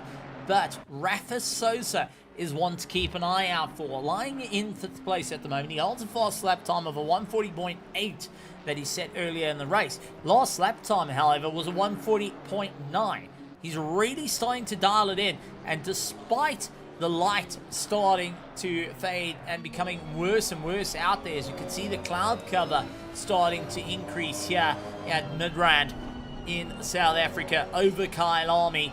The drivers are having to contend with this. The headlights are getting brighter, but for Rafa Sosa, the Spirit Onyx team, who just by finishing in the top 5 has a possibility to go and call himself an ERA Master, the first ever ERA Master, and leading out the overall championship.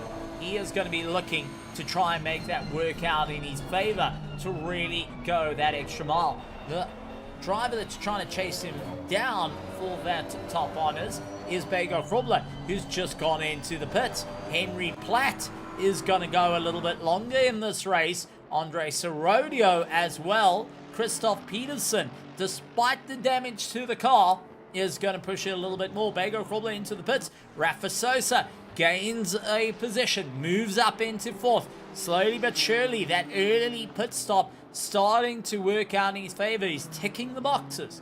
He's waiting to try and make his way through. Ultimately, it's going to come down to the wire. Rafa Sosa sits on a total of 159 points overall, and with Bego Krubler holding on to 134 points at current in 2nd place. Christoph Peterson sits on 91, so he is completely out of the running. And Henry Platt and Limburgs so far fighting out between one another. Henry Platt in 4th position on 69 points. Limburg sits in P5 with 62 points. Tied up for position for P6 and P7 is Sean Skitter and David Roth overall. They're fighting on 47 points, with Lucas Collab on 45 points, Chris Wall on 42 points. Herman Spitzer sits in with 41 points, tied with Broski on 41 points. Issa Domingo on 36, and Magnus and Ulrich Diaga tying up on 33. But for our AM class, David Roth is sitting on 128 points in the AM class. Lucas Collab holds on with 115 at the moment. Roth sitting in last position, where Lucas Collab a little bit further up the road, not by much, is trying to gain some points. Chris Wall on 102 points, 1 point ahead of Ulrich Diaga, who now leads out the AM class in this race. And Ulrich Diaga holds on for P4, trying to see what he can do to move forward. It's always an interesting time when it comes into the race. Everyone try and see what they can do to ultimately stay towards the top and who can move forward. Herman Whitner a little bit further down in 8th position, trying to keep ahead of Jared Bakum, who is his fellow South African. Team Wolf versus Team Extreme, trying to fight it out. And I know Herman Whitner will be keeping a very close eye on it, as these two teams have built up a bit of a rivalry as time has gone on. 20 cars started this race, 19 remain. Ulrich Diaga coming in for his stop. Now, this is something we heard from Ruben Heineke, going and saying that he's working on a two-stop strategy. They're trying to get this BMW to go a little bit longer in the race. With 1 hour and 13 minutes left in the race, it's all about trying to maximize the time in and out through the pits. He will be putting on a new set of boots on that car. I'm certain, can almost guarantee it, to try and see if he can stretch open that gap. Ultimately, it's going to be a tough time out there to make it work. 32 seconds for Rafa Souza. Ernest Lindbergh's 32 seconds as well that he was stopped. So those are full-on tyre changes that have been done to the car. Looks like Ulrich Diaga can do, as we see a big moment for Chris Wall out through Cheetah as he tries to keep it all together. Henry Platt and Sorodio dive into the pit lane. Chris Wall was able to go and capture the car after getting it all wrong. So far holds the fastest. He was the quickest through the speed trap on 246 kilometers an hour. Closest to him, though, has been the likes of Beggar Krubla on 242 kilometers. Rafa Souza sat on 243 kilometers an hour through the speed trap. So Chris Wall in the Aston Martin has been the fastest out on circuit thus far in terms of out and out total kilometers. But an interesting coming into it where our drivers have changed tyres. Rafa Souza and Limburg's up into 2nd and 3rd place, trying to stretch open the gap a little bit more. They've got a new set of boots on their car. Beggar Krubla as well. Henry Platt, Rodeo, all set of new tyres onto the cars to try and go that little bit further. They did not bother to double stint. But one driver who's yet to come into the pits is this man right here, Christoph Peterson, out in the Mercedes AMG GT3, and you can see starting to slide that rear out. It's getting a little bit uncomfortable out there, and he's feeling it. Ulrich Diaga has got Chris Wall hunting down for the inside line, and Ulrich Diaga ultimately opening up the door through Crocodile, allowing Chris Wall to come through and try and make his way through. The most amount of positions gained in this race actually goes to James Wheatley out in the Lamborghini, who started from pit lane, might I add, is up 11 positions since he started this race. The one that's lost the most, David Roth in the Honda NSX, who was part of that early on contact in lap 1 up at Barbecue, has lost 12 positions in this race and is trying to recover some time, some advantage to move up through the order. David Young going on the attack of Rick Thomas. Rick trying to keep it all together, not to be fouled up too much at the moment, and starting to feel that he's got that solid pressure. Nonetheless, everyone trying to make a proper run. And we just got a bit of information.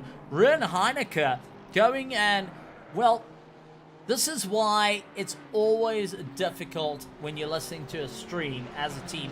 You're trying to work out what the competition's doing, and sometimes they just give you the wrong information. And, well, it's a team tactic. It works well, and for those that keep a very keen ear, will sit and wonder as Ruin Heineke has just gone and, well, added a bit of salt to the sugar in saying that, well, sorry about that, Ulrich is on a one-stop strategy. With 1 hour and 9 minutes to go, Ulrich Diaga is looking to see it through to the end, much like many of the other drivers will be looking to do the same. And we did see a two-stopper coming in from Sean Skitter, who is right behind him.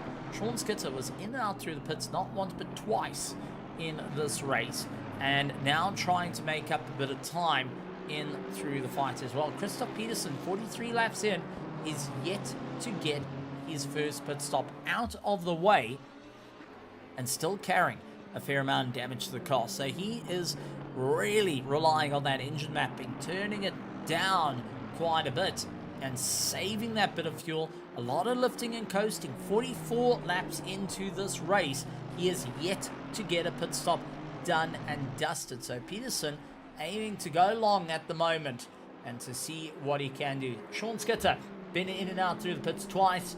Lucas Collab been in the pits once, got some repair work done. Chris Biermester twice, as he did land up with a penalty. Richard van Heerden been in the pits 3 times, along with David Roth 3 times. They both landed up with a bit of penalties coming into play that threw them out. David Roth also had to get towed back to the pits after his initial contact in lap 1. That's cost him a fair amount of time, and now trying to see what he can do to mitigate some of the troubles that he had early stages of this race. But Peterson is going and whispering to this car, and somebody check the fuel lines, make sure they're not extremely thick, because, well, extremely wide, because he is storing fuel somewhere. This V8 is absolutely sipping at the moment as Jared McComb finally gets into the pits to get himself sorted out. Jared trying to get his stop sorted out. There's going to be his second stop in for the race, and looking at a splash and dash. Peterson going another lap longer, 45 laps thus far on the tank. Just little sips as he now gets the tow from Chris Wall. He's not trying to push past Chris Wall at the moment. He's not trying to hunt him down. He's just focusing on keeping that little bit of momentum. Chris Wall opens up the door, allows Peterson to come through. Chris Wall not fighting him at the moment. His aim is to try and get a little bit closer to James Wheatley. He's also got Sean Skitter that's going to be trying to close up the gap as well. And Skitter, at the moment, who lies in 10th position, a couple of laps down from Peterson, a lap down from Peterson, will be trying to figure out what he can do to stay in for the fight. David Young, a little bit further down in the battle, has got Rick Thomas ahead of him by 0.1. Also getting a bit of pressure from David Roth from behind. David Roth trying to make up some time, sees this ongoing battle ahead of him, and despite being a little bit quicker than the 2 cars ahead of him, just can't find a way past. He is a blue flag car. He's not to fight against these drivers, but try and assist for a pass. But nothing stops him from unlapping himself, but he has to break clear of the fight. As David Young looks down the inside of Rick Thomas, couldn't quite get that pass done, has to eye out another opportunity. And once again, settling into a rhythm, trying to figure out what's going to be the big plan here, and where exactly can they move forward? How can they keep charging up through the order?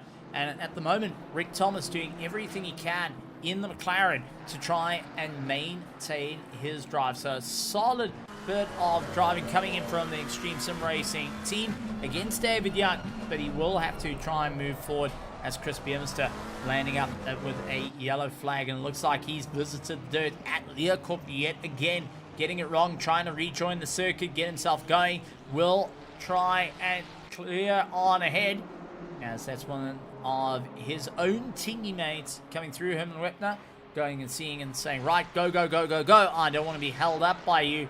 You need to get on that power and get out of the way very quickly. David Young trying to close up to Rick Thomas, who's managed to open up the gap.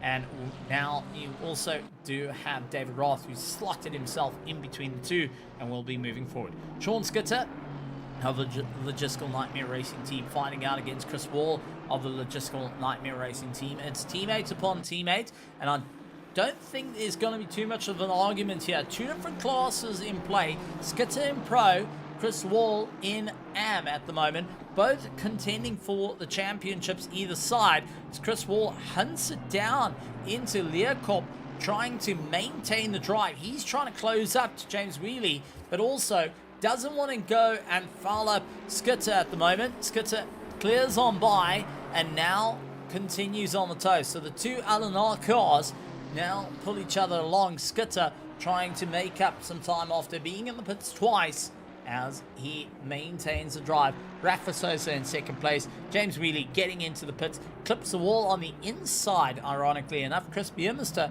getting some work done to the car as well, is back into the pits. So Chris Wall will go and retake the lead of the AM class here tonight, and he will try and break away from Ulrich Diag and the BMW, who could see 3 seconds behind, trying to close down. A little bit of a daunting run, but Peterson, my heavens, this car is running out on fumes. There must be a fuel rag gone and laid over the engine that it's just sucking in the fumes to keep it going. 47 laps in and has not pitted. It is the only car out on track right now that has not gone into the pits. He has managed to keep this Mercedes going that little bit longer into the race, trying to stretch out that tank a little bit longer. But as he's been doing that, he's been losing a bit of time to Rafa Sosa. That tells me that he's turned the engine mapping up to try and use as little fuel as possible, but hasn't got as much power as he needs around that right foot of his, and is now just trying to lift, coast, carry the momentum through the corners to try and mitigate some of the issues that may come from it, but also trying to see how long he can stretch that tank. How far can he go, in hopes Rafa Sosa will need to pit yet again to try and do a bit of a splash and dash on his car to see it through to the end, as we now head into the hour and 2 minute mark left of this race. It's been an incredible race thus far. Everyone's been pushing as hard as they can. The question is, how long can they keep going? This is a long drive for the drivers. 3 hours is generally a stint in an endurance race for many of these drivers. They start to think about the different strategies that come into play. 2 hours and 24 minutes is a bit of an awkward one to try and work out your pit stop strategy, to try and work out how long you can keep going on a tank. It's a bit of a try and wrap your head around the situation that ultimately can land up fouling you up, and where you're going to have to think about where to save fuel. This is where practice comes in, and a lot of track time coming into play. You started working on where you can lift, where you can coast. As David Young clips the grass and hard impact into the wall. David Young of the Delta One Racing, monster impact into the wall, does come to a stop onto the grass, and it looks like he's trying to refire the car up. Nope, he goes and tows it back to pits. David Young, a hard impact into the wall, ran out wide, went and unfortunately bit the wall on the old pit straight, and it looks like they've retired the car. David Young out of this race with an hour and 50 minutes to go. He is out of the running. P8 in the championship, sitting on 45 points ahead of Lewis Knight, who's 1 point behind. Didn't come to race here tonight, but James Wheely on 49 points will be going and breathing a sigh of relief. He will now not have to worry about Young at all, and will be looking forward towards moving up the order. Sebastian Luxon sits on 72 points, and we're looking to try and maximize his pace, get into P6 at the moment. Isam Domingo is not here tonight as well, and that's going to play into the hands of James Wheely, as it's 72 points for Isam Domingo. He's in P5. Ulrich Diag in P4 will be maximizing his points. He's 1 point away from Chris Wall, who holds on to P3. Lucas Collab on 115 in the AM class, and David Roth holding on to the top of the class. Finally into the pits, 48 laps in. Christoph Peterson finally getting that car to a stop, and Rafa Sosa will be saying, thank heavens he's finally got that car into the pits. Was wondering how long he can run on that tank as we head into the final hour of this race. Ernest Lindberg's up into second place, Bagel Krobler up into third, Henry Platt moves up into fourth, Sorodio into fifth, Wepner into sixth position, with Peterson coming out of pit lane in seventh place, now getting hunted down by Sean Skitter 40 seconds back. Now Christoph Peterson originally was in third. He got the impact plus the spin from Ernest Lindberg's desync, which shoved him down to 7th position, later fell down to 8th, now back out on the circuit in 7th position, 40 seconds ahead of Sean Skitter. Sorodio tipped round, and Skitter tipped round as well. Sorodio landing up with near misses, and he's on Clubhouse trying to get that car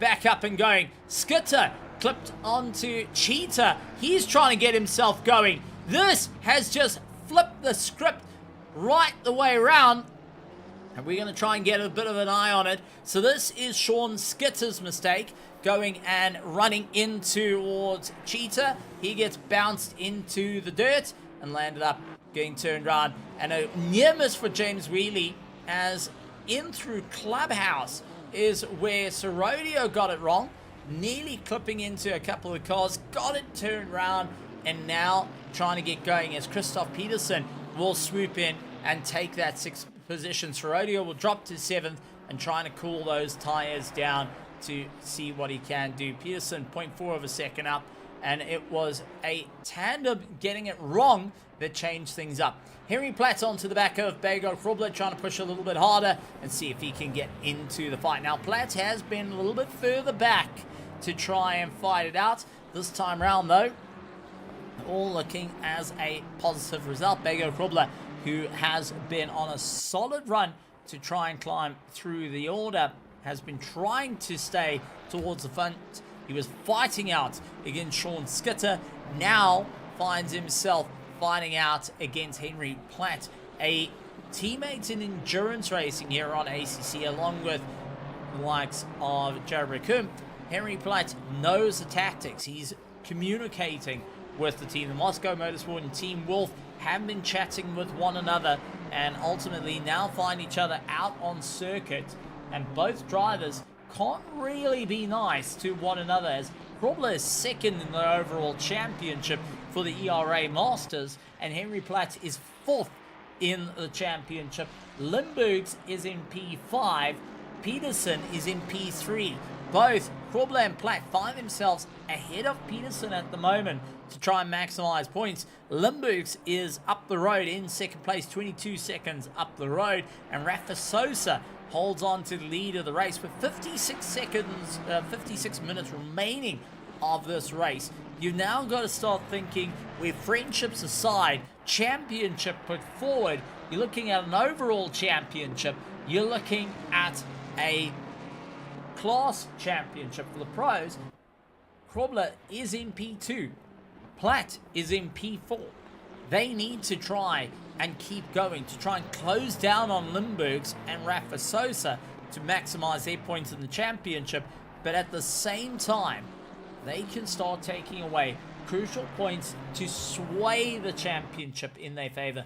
Peterson is on 91 points in the pro class, Platt is on 80, so he needs to get 11 points in the bag to try and fight out for the top order to get into third place. Krobler sits on 139, so he's got a little bit of room to play with compared to Henry Platt, so he can assist in pulling Platt a little bit closer. However, Rafa Sosa is on 161 points, Krobler is on 139, 50 points for the finale, going and coming into favor if Sosa's unable to finish, and will be going and swaying in Bagel Krobler to possibly call himself a master. Peterson sitting on 91 points, so there's a little bit of room for Krobler to breathe in this race and in the championship, but ultimately coming down to the wire, they need to start working with each other a little bit and then focus on the attack in the final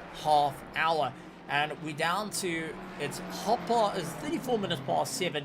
here in Midrand Kyalami in some time in South Africa. Currently, real life South Africa time, it is 1 minute past 9 at night. And that does tell you something, because a lot of these drivers, doesn't matter if you're in Europe, doesn't matter if you're in Africa, doesn't matter if you're in Asia, you have been awake or just woken up for, been awake for a fair amount of time during the course of the day. And especially for the South Africans, it's been a long time.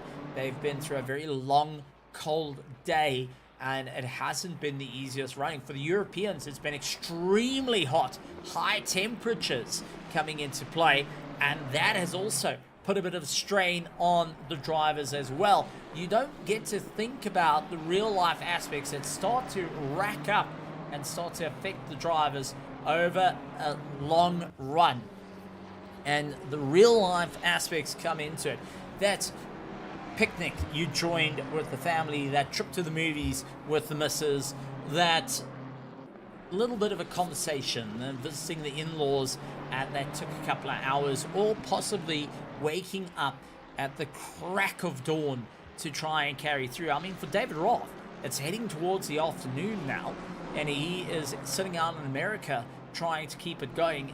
The temperatures are not, it's not going down for him, it's going up. For the Europeans, it's starting to cool down a little bit, getting a little bit more comfortable. For the South Africans, it's completely going the wrong way for them as it starts to get colder and colder, and you start to feel things like your pinky toe that has got that hole in the sock that you haven't been able to fix for a very long time. 53 laps in, 52 minutes to go, 47 seconds left of this race for the ERA Masters 2026. And Rafa Souza, at the moment, leads out the charge and is looking to become the champion.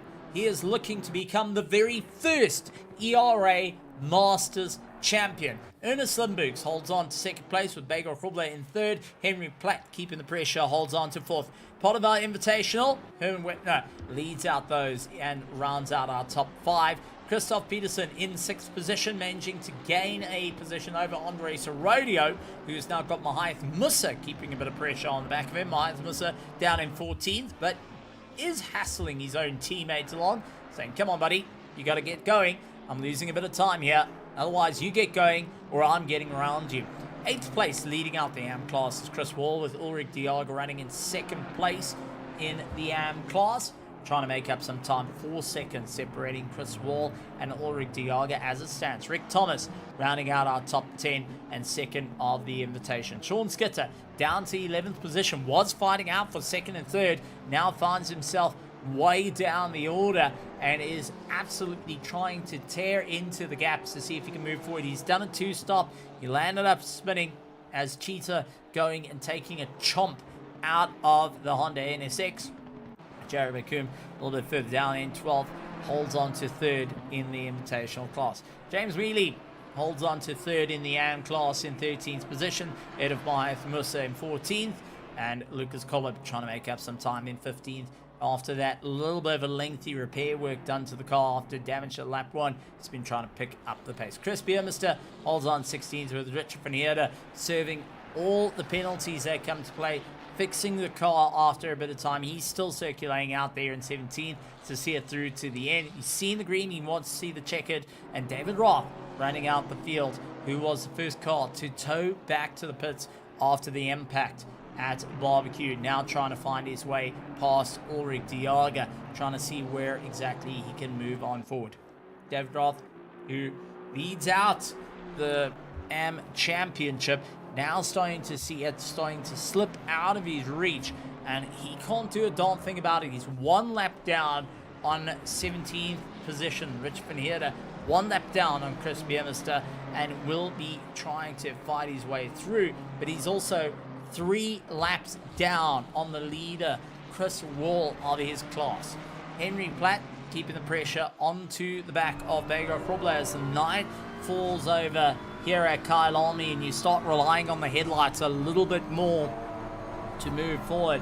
And you can see how you got to keep the focus. Those brake boards that you once trusted, that you could see off to the side, now fading into the shadows until the headlights just managed to catch it at a glance, that split second to see, okay, there's the 50-meter board, hit the brakes, go into Engwe, get on the power, and you can see how the drivers are fighting with these cars. It's also cooled down quite significantly out on circuit, and that is also coming into play because your tire pressures that you originally had at the start, that you originally worked out for your stint, now start to come into play. You started having to work in increments of 0.1 and now 0.2, 0.3. You're starting to adjust those tire pressures, going down on the pressures to try and generate more heat into the tires by creating more surface area.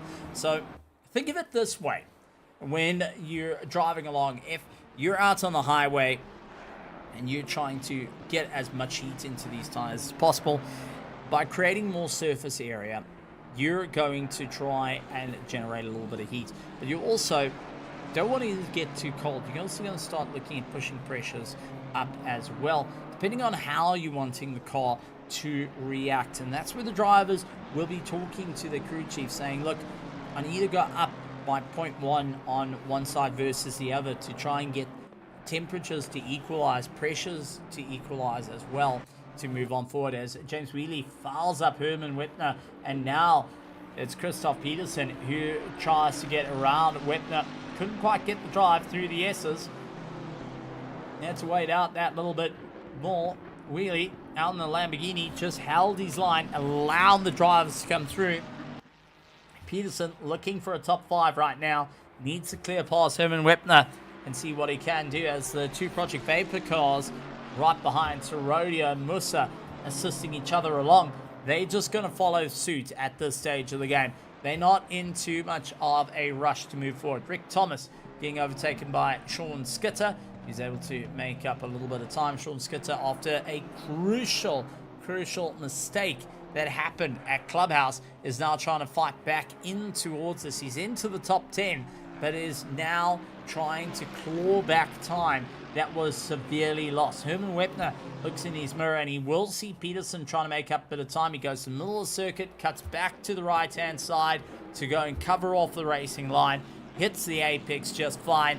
Now looking through the XK sweep as Peterson gained a lot of time coming out of turn 2 and starts to hunt his way through. Now, we do talk about that being turn 2, that long left-hander. Many of the drivers will call it turn 1 because, well, from a driving aspect, it's turn 1. It's the corner that you are physically turning quite a bit. But as per the FIA ruling in the rulebook, and a bit of a mad one to think about, if you're turning your steering at a 15-degree angle, right or left, any angle, if it's 15 degrees, you will count that as a corner.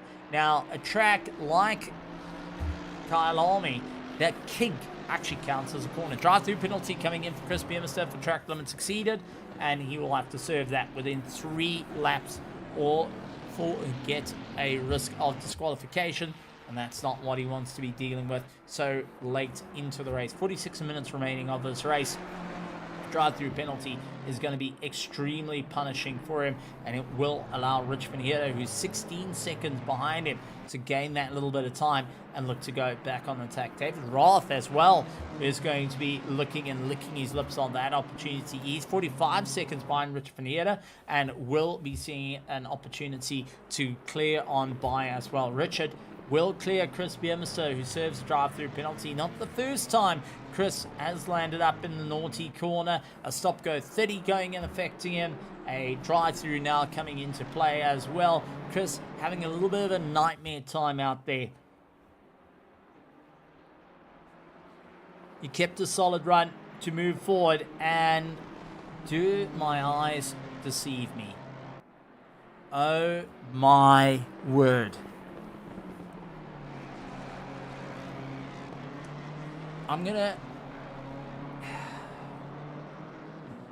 a little bit off the usual from commentary side of things, and for those that know me rather well, this is not an uncommon thing for me to say.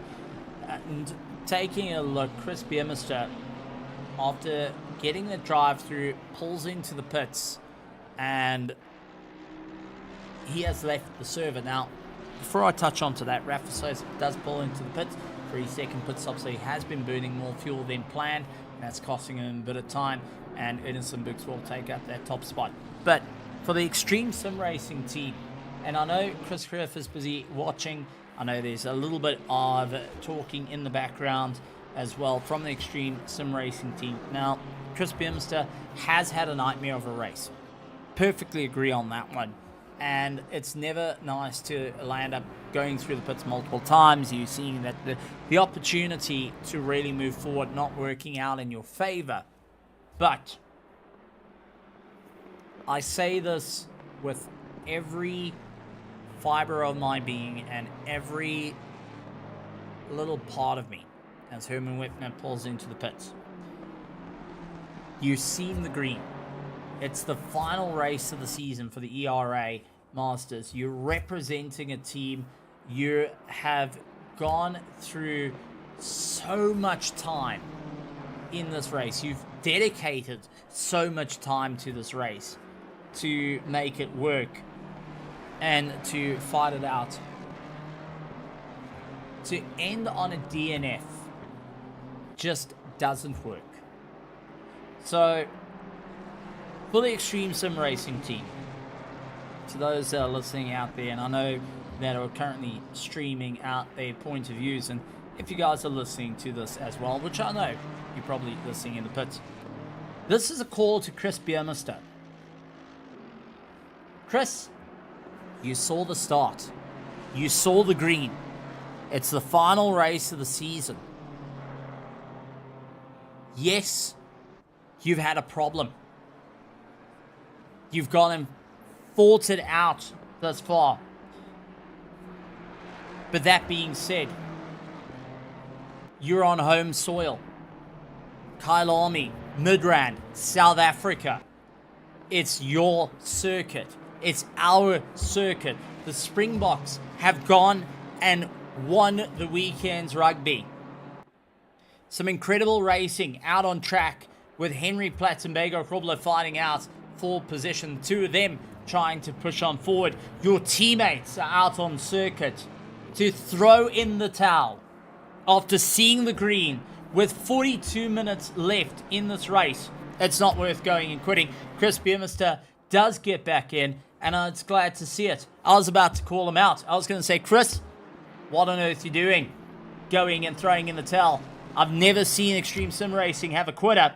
Well, don't be the very first one. And he's back in. He's got a series drive-through, which is a factor to come into play. But it's good to see him back onto the circuit there, and will be fighting out. Chris Wall fighting out Herman Whitner, who tries to go and march his way through, and will be fighting out. And Ruben Heineke from Griffin Sim Racing team recognizing the fact and saying, Chris, good to see you back out there, and good to see you coming back in. When a fellow team can go and say, we recognize that, we recognize the effort, that tells the story. When the team can get everyone back in to see it through the end, is the way to do it. This is the ERA spirit. This is the South African spirit. And I have to say, as a fellow South African, I want to see every single SA car come across the line. As an ERA, I wouldn't say original, but one of the older ERAs, as we do see Webner and Chris Wall bumper to bumper, the two of them colliding with one another, and Webner gets it completely wrong, and Chris gets it into the door. I want to see these cars come across the line. I want to see them finish. I want to see, after all the effort that's been done to get it through to the end. No, Herman. No. Herman lands up with that bit of contact with Chris Wall. And does... I cannot for the life of me believe it. He's out. No. Once again, get that car back out on the track. See it through to the end. You saw the green. There's 40 minutes to go. Yes, you had contact with Chris Wall and Ulrich Diaga now getting into the fight because he has an opportunity to get into the lead of the AM. You did have Sean Skitter coming into it, but it's worth seeing it through to the end. It's worth fighting it through to the end. You had Chris Biermeister, who's got a drive-through, who's been through the pits more than once. He's had the stewards hit him with the spoon on the hands multiple times, and he's able to get going. Herman, as a captain of the team, get your Ferrari back out on that circuit and fighting out till the very end. Get that car out there and get every one of the team across the line. Griffin Sim Racing's at it. Logistical Nightmare Racing's at it. Track Tool Team is at it. Everyone. Bagel Krobler with Team Wolf has got his team out there pushing. We want to see this through to the end. 39 minutes to go. 2 hours and 24 minutes of racing. The final race of the ERA 2026 Masters Championship. The debut season of this Masters Championship. It is the very first one, and you don't want to be the driver that lands up with a DNF on the cards. You want to fight it out. You want to see it through to the very end, no matter the cost right now. Rafa Sosa holds on to 4th place with Beggar Krobler in 3rd, Henry Platt in 2nd, Ernest Lindbergs holds on to lead. Now, Rafa's been through the pits twice. He's gone through the pits twice for that splash and dash. 38 minutes to go. Lindbergs, Platt, and Krobler will have to try and figure out what they can do to really try and dial up that little bit further to see if they can run it to the end. Ulrich de Jager, we've got notes from Ruan Heineke, fellow teammate of the Griffin Sim Racing team, saying, listen, they trying a one-stop strategy. Lindbergs, Platt, Krobler are doing exactly that. Ulrich de Jager, however, gets it wrong. He's into the wall. Ulrich de Jager is into the wall, trying to get the car going.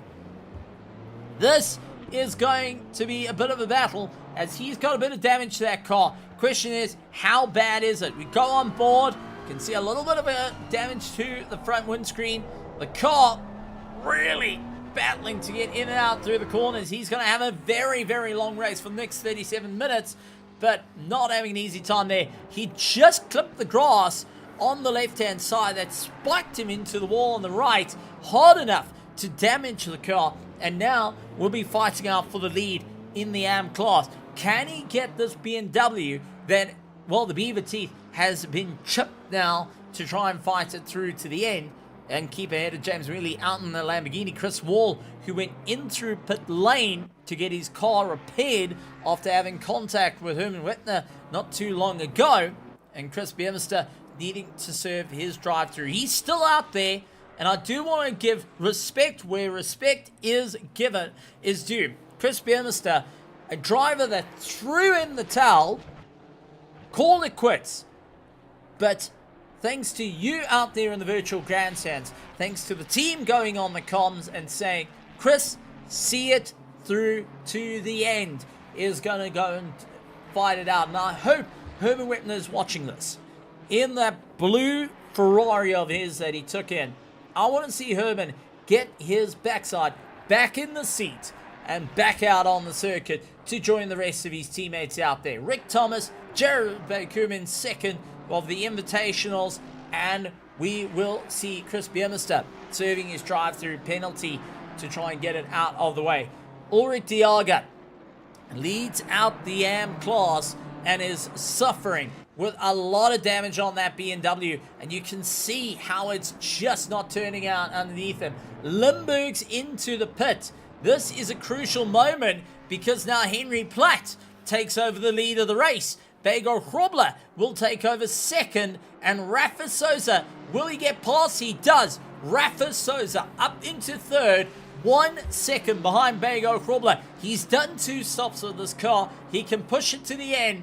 Now he's got Krobler and Platt ahead of him to try and contend with, to see if he can close that gap, to try and get involved in the fight and see if he can retake that front stop. So a lot of work being done there. We're getting more reports coming in from the Griffin Sim Racing team. A shout out to Ruan Heineke, who is giving that bit of reports. He's been chatting to Ulrich de Jager. 26 seconds worth of damage on that BMW.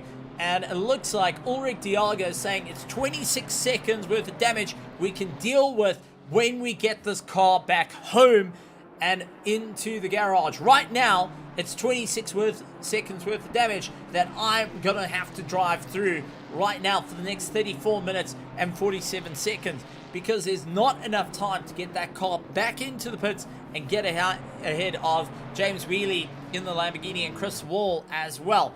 Rafa Sosa hunting down. He does clear past Ulrich Diaga, who's trying to drive that BMW through the brink right now.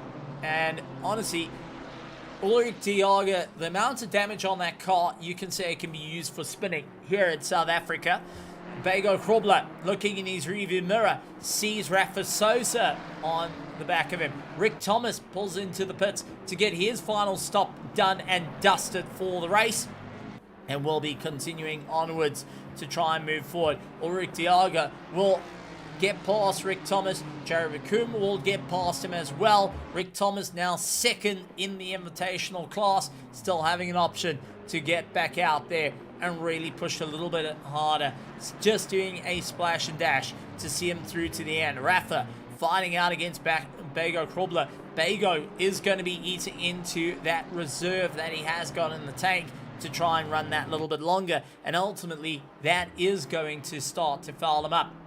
I mean, this is just a big run, and for those that are not sure, and it's quite a funny thing to actually look at with Ulrich Diaga's car, you'll see every so often the headlights will turn on and off, and as he continues on with the race where it turns on off, that is not because he's flashing the lights, but physically, if you break some of these cars, namely the Porsche, it would land up almost like it's flashing or blinking. I used to say Herbie blinks every time it had a bit of damage on the car, because you would battle to try and drive that car as the lights would go on off, and the driver physically will have the track darken around him and will have to run on muscle memory to keep going. Rafa Sosa finding out for third place. Krobler trying to keep up the drive. 4 seconds up the road. Henry Platt starting to carry a little bit of momentum here. Rafa, with a victory here tonight, will not only be able to say that he took the final race win for the ERA Masters 2026, but at the same time will call himself the ERA Master for 2026. And what better way to stomp down a proper full-on victory to move forward and have a stellar run. Bego Krobler holding on and trying to go that little bit further into this race, as we've seen drivers overcoming the odds right now and trying to move forward. From Chris Biermester, has been in and out through pit lanes and is still out there fighting it through to the end to join up with his team, and will be finding out from the likes of Ulrich Diaga leading out of his class, suffering with that damage. Every time he gets onto the anchors, the lights turn out underneath him, and he's having to drive this track on pure memory. From Rafa Sosa fighting out for lead of the race. Henry Platt, Bego Krobler, who are now trying to stretch open that tank a little bit further. Christoph Peterson, who went from third, got struck by his own teammate of Ernest Limburgs, who had a desync and came back. Went down to 7th, he's back up into 4th. Limburgs is in 6th after doing his last fuel stop, and now trying to fight his way through. The question is, how much fuel is left in the tank for these cars? How long can they go? For Ulrich Diaga, he's going to be feeling that little bit of damage, going and swallowing more fuel. Rafa Sosa down the inside. Bego Krobler trying to fight back. Remember, this is a fight for the podium. This is a fight to call themselves masters. Rafa pushes on by through Cheetah. Very brave. Bego Krobler leans on him as much as possible, but also gave a little bit of breathing room there, saying, well, if you're going to get past me, you're going to have to earn it. He's now joined by his teammate in 8th place in the BMW. Jared McComb will see his option to move up through the order. He sees that there is an option to try and hunt his way back into it. For Bego Krobler, it's about fuel saving now. It's about trying to maintain a little bit of a run. 5.6 seconds up the road, though. Henry Platt for the Moscow Motorsport team going and running a little bit longer. 30 minutes left in this race, and it's going to be the longest 30 minutes of everyone's life that have not gone in for a fuel stop. They're working on a one-stop strategy that can possibly work out in their favor, or if they start using a little bit more fuel, it'll be an absolute nightmare, as that fuel light will start to get brighter and brighter and eventually turn itself off because it's sick and tired of you ignoring it the whole time. Ernest Lindbergs and Andre Sorodio fighting out the two Honda NSX, going and having a brilliant job. Two cars that, if you go back in a bit of history, these two cars were not favorites because they absolutely decimate the rear tires over time, and now is a fan favorite. Sorodio and Lindbergs trying to push their way through. The Honda NSX, going back a good couple of years, originally led the Kyalami 9-hour before a bit of an awkward pit stop went and took away the victory for them, ultimately promoting up the Porsches, the Bentleys, all going up through the order and taking the victories here at Kyalami. And what better way to have than three Hondas out on circuit? Sorodio, Lindbergs and Skitter holding on to those cars and representing. David Roth is actually our fourth one. He's down in 16th position, not quite in for the fight, and is trying to make up a bit of time for the race, ultimately seeing where it can work out for him. Krobler coming off the throttle a little bit more, is now starting to feel that little bit of pain, and something tells me Krobler is trying to save fuel. A little bit of a lifting coast possibly, and we're actually going to go on board with him. Third gear on the power, up into fourth, down into third, down into first, into clubhouse, up into second. It was not quite sure on the gearing, but the car not going through the revs as quickly tells me his engine mapping is different. He's trying to save that little bit of fuel. Take a look how long it takes to get into fourth gear on the climb up towards Leerkup. He is not maximizing all the power underneath the hood here. He's actually turned the engine mapping up to try and save that little bit of fuel, to try go that little bit longer in the race and trying to maximize that one stop. Even there, hanging in fourth gear, he's not able to get into fifth, where at most points of this race you will. We jump on board with Christoph Peterson. He is bringing it right into the red. Third gear as he hits Cheetah, trying to battle to keep the car in check and moving every which way possible. Late on the anchors, going and feeling a little bit of TC on the left-hand side to keep him in check. That slip coming into play. Fourth gear, fifth, and heading towards sixth as he heads into turn two. Late on the brakes, he's able to carry a lot more power. Bagel Krobler moves out of the way, runs out wide, looks to go for the undercut, but ultimately Peterson, with more power underneath that right foot, can start to open up the distance to go. I mean, this is a tough race. Bagel Krobler is trying to save that little bit of fuel, and you can physically see it on the dash. He's not able to maximize those revs. He's not able to get on the power. Now sits behind Peterson, who's retaken third place in this race. Eventually, after quite a number of time, he was in third. He got knocked to seventh.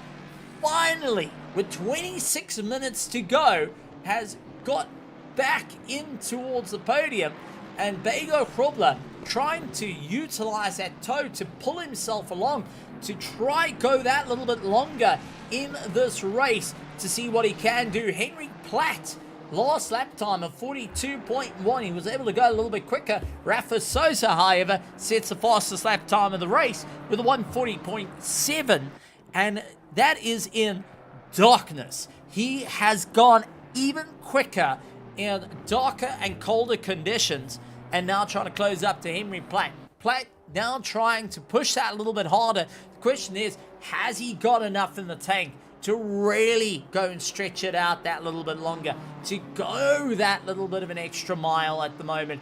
Or will he land up having to put right towards the end of the race, much like Bagel Krobler, who will be looking at that as well?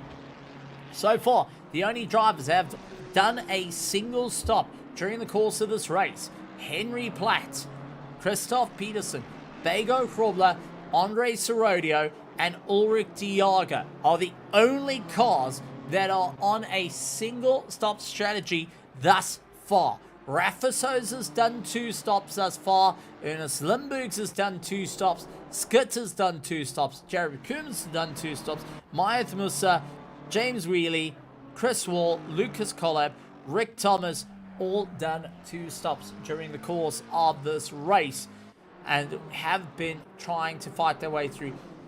Henry Platt up 7 positions from where he started. James Wheely up 9 positions from where he started and trying to fight his way through. David Roth managing to climb up into 16th position, down 9 positions from where he started.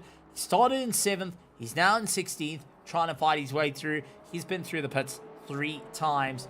1 was a toe back and 2 pit stops coming into play to try and help him out here.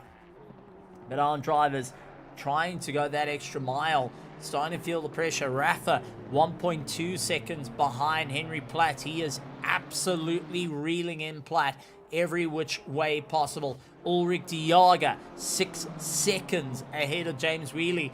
He is carrying some severe damage, well over 26 seconds worth of damage on that BMW, which means he's got no straight line. He has got heaps of understeer to deal with and having to come off the power a little bit more, and that's allowing Wheely to get closer. 9 seconds behind Wheely, we got Chris Wall trying to get involved in the fight. Rafa Souza now sees the BMW ahead of him of Henry Platt. 17 laps in, 23 minutes left of this race. Now, with that being said, in 10 seconds, 10, 9, 8, 7, 6, 5, 4, 3, 2, 1.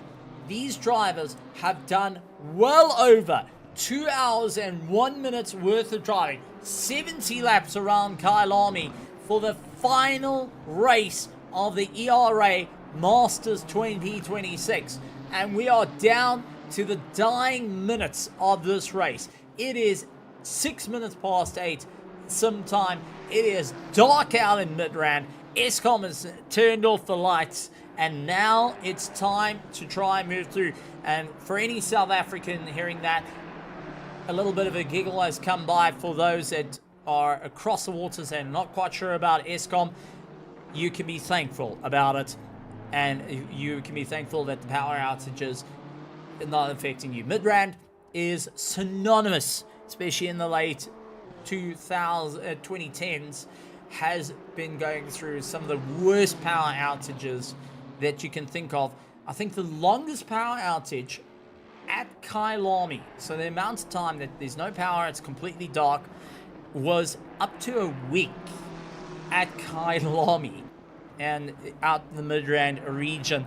And that's something to say that you've got to try and work your way through it, but also tells how you've got to really think out of the box when you come to these sort of circuits to try and move forward, and also where you're going to move up through the order. Henry Platt trying to fight his way through is dealing with Rafa Souza, the Brazilian, onto the back of the South African, trying to fight his way through. Henry Platt going to be trying to will the BMW on, trying to see what he can do to save a bit of fuel, at the same time carry the momentum. He wants a victory here on home soil, but it's starting to look in favor of Rafa. Rafa looking to not only have a dominating run, but looking to go and really make his mark for 2026. He was not able to get the Season 17 championship for ERA, Sunday championship, but he's looking to get the Masters championship on its debut season.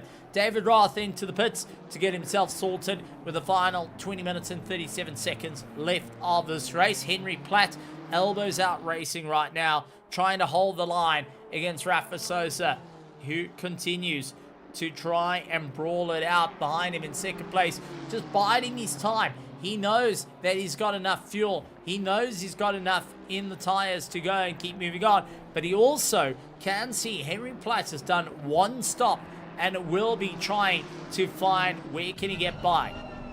So down the gears, up through Clubhouse, down the old pit straight, and the old pits of Kyalami was on the left-hand side. You've got the old commentary tower, that T on the left-hand side by the Boma as they come through Sunset, exiting Sunset into Clubhouse, swings it through a short straightaway before you get to the S's, which is accessible for the crowds to watch on as you get through the first S into the second S, heading up towards formerly known as Westbank, where Peter Lindenberg landed up losing his championship in the Westbank Modifieds, but also now renamed to Learcorp, which has seen a number of high-speed runs down the mine shaft. Some of the quickest times have been here. Heartbreak as they go through the left-hander. This is where we got to see the Van der Lindes going, Sheldon Van der Linde in the Bentley that landed up coming to a stop down the mine shaft and losing out his race in the Kyalami now when it eventually returned to South Africa. Heartbreaking into Ingwe that got opened up over the time where the South African flag is there. It used to be just a gravel trap. It got opened up as Toby Fenter rebought the circuit. The kink, this right-hander, used to be a lot sharper back in the past and now is just a quick movement of the steering. Heartbreaking into turn 2. Some of the best photos have been taken here at Kyalami, seeing the cars winding out, and it's something that we got to see at the start of the race where 2, 3, 4 cars all diving down towards turn 2, each looking for an opportunity to move forward. Now, a big opportunity coming here. James Wheely, who started from pit lane, who started right at the back of the field, looking at the lead of the AM class. Ulrich Diaga carrying the damage, is suffering out there. Ulrich Diaga, last lap time a 1:45.5, Wheely a 1:44.5. Wheely having an opportunity here to go and capture the gold in the AM class, to finally fight his way through towards the top. He has been absolutely on a solid run.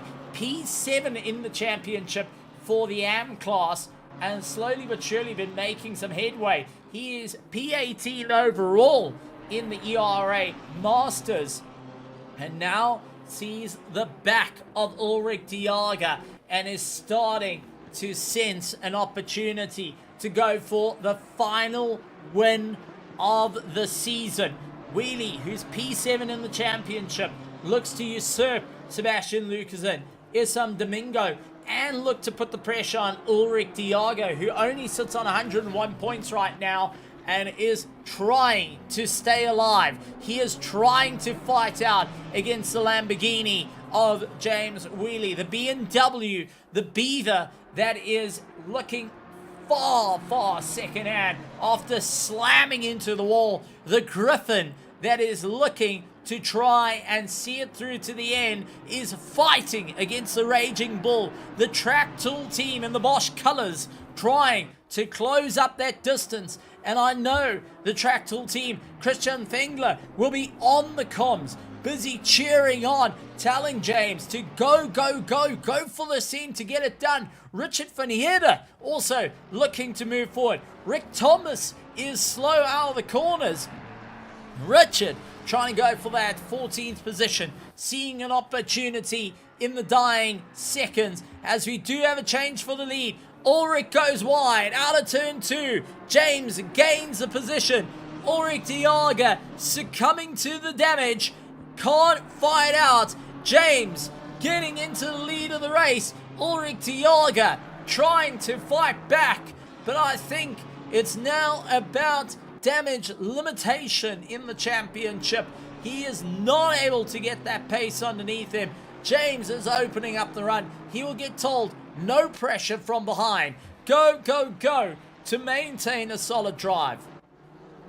Rafa Sosa, 0.5 of a second, leaning on Henry Platt. 74 laps in, going 75, 15 minutes and 25 seconds left of this race. And it's been a hard fight up and down through the order.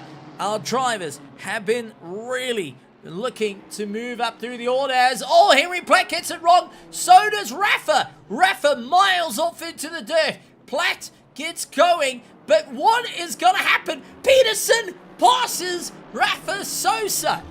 Peterson passes Rafa right at the line. So let's quickly take a look at what happened into turn 2. As this is a crucial moment that twisted the race for them.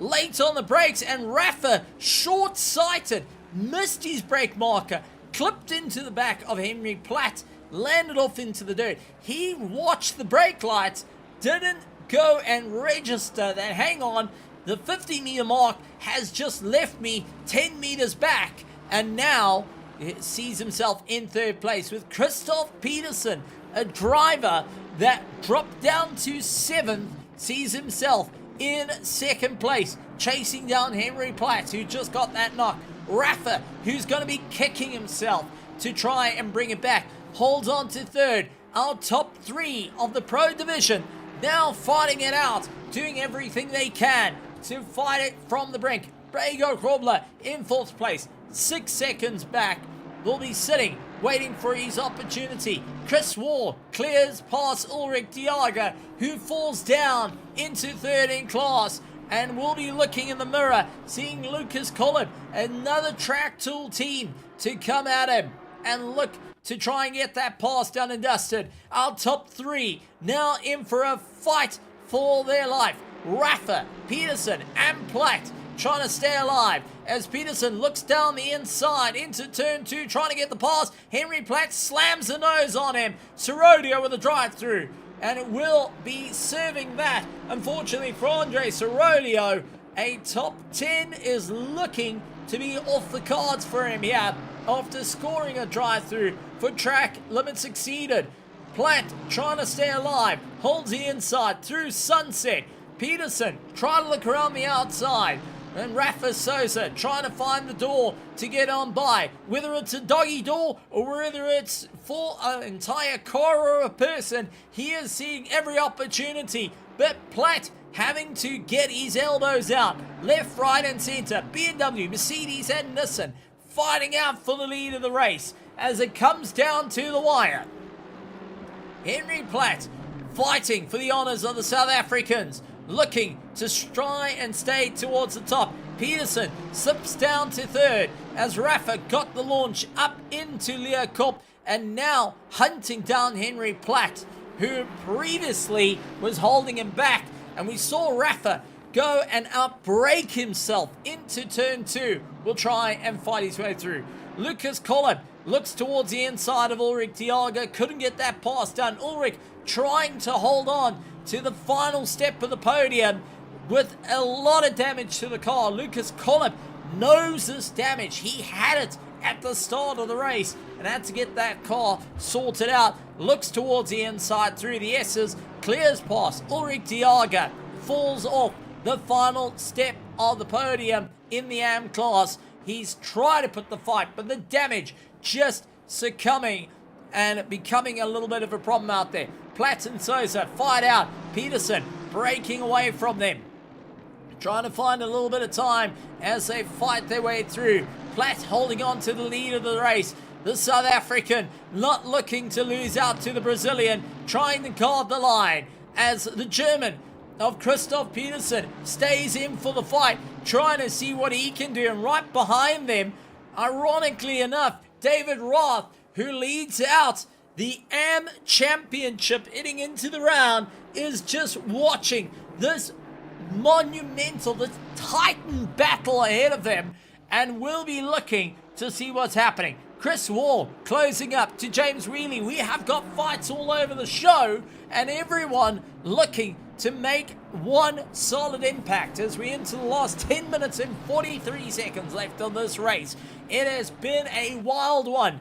If you had to tell me well over 2 hours ago that it's going to come down to the final 10 minutes between first, second, and third overall and in the pro class, I would say you're joking. If you told me that it would be a fight for first in the AM class in the last 10 minutes, I would say you're joking. 2 hours and 24 minutes, it's going to open up. There's going to be plenty of room. There's going to be no way that the fights would happen and I would have to eat both my shoes. Well, right now, I'm getting to eat both my shoes plus everyone else's, because Platt, Rafa, and Peterson fighting out for the top 3. Continue on the charge. Rafa looks around the outside, once again trying to go for the undercut as Henry Platt closes up that apex, forcing Rafa out wide. That allows Peterson to get right into the back of him and have a chance to try and get that pass done and dusted through a barbecue, down the old pit straight, heading into Sunset. They'll see the Boma on the left-hand side. They'll come gunning through to try and make their way around. A little touch of the dirt as well. Chris Wall seeing James Wheely up ahead of him. This is a fight for the AM class to go and look forward to the final checkered flag of the 2026 season for the ERA Masters. And it's gone topsy-turvy.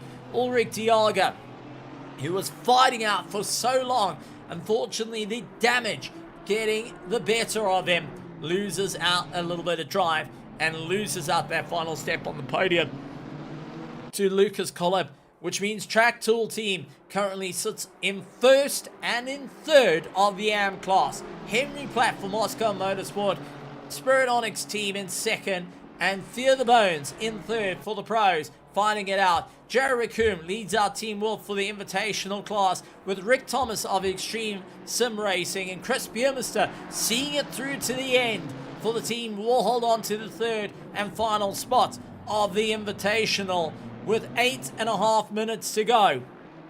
If you're gonna send it, it's gonna have to be now. It's gonna have to be a hard charge. Platt trying to keep it all together. Looks to the inside for turn 2. Rafa trying to bait a move. Switches to the outside. Gonna see if he goes for the undercut. Late on the brakes. Slams in through. Contact between all 3 cars. A bit of argy-bargy as it all concertinaed up. Platt stopping it dead on the apex. He is going worse than a Avanza taxi, trying to stop it and make it work. Rafa, however, doing everything he can against the South African. Looks around the outside through Sunset. Can he make it work on the Nissan? He's got to have the advantage into the left-hander if he can. Henry Platt tries to fight back side by side. They go for the lead of the race. Rafa retakes the lead, eventually getting a pass done. Peterson dives down the inside into the first S. He's up into second place. Henry Platt loses out the position, drops to third. Chris Wall getting ahead of Wheely as they fight their way through the XK sweep into barbecue. And now Chris Wall leads out the AM class. Wheely into second. Logistical Nightmare Racing trying to give it that extra little bit of zest through, and not to count out another battle that's starting to happen out on circuit. There's not enough cameras. There's not enough eyes out here. Ernest Lindbergh's now 1 second behind Bega Krobler. What you can see in shot is a Ford Mustang of Bega Krobler. Right between them, though, is Mahayath Musa of Project Vapor in the BMW. Lies in 8th position. He is separating the two, and as Ernest Lindbergh's dives down the inside, Bega Krobler going very, very slow, coming across the line, and I think Bega Krobler is going and releasing that position. Bego, I don't think, has enough fuel to see it through to the end, and he is trying to just let the cars through. Bega Krobler had to throw in the towel, and now losing out more time. Sorodio will be the next one to try and have a hunt down. Rick Thomas onto the back of Ulrich Diaga as Ulrich still limping that car around despite the damage that's happened to it. Rick Thomas will be the next car to go and claim Ulrich Diaga's 13th position and move up through the order. Ulrich just trying to see it through to the end. This is just a nightmare case for him. He's been putting in a solid effort though. He hasn't given up the fight.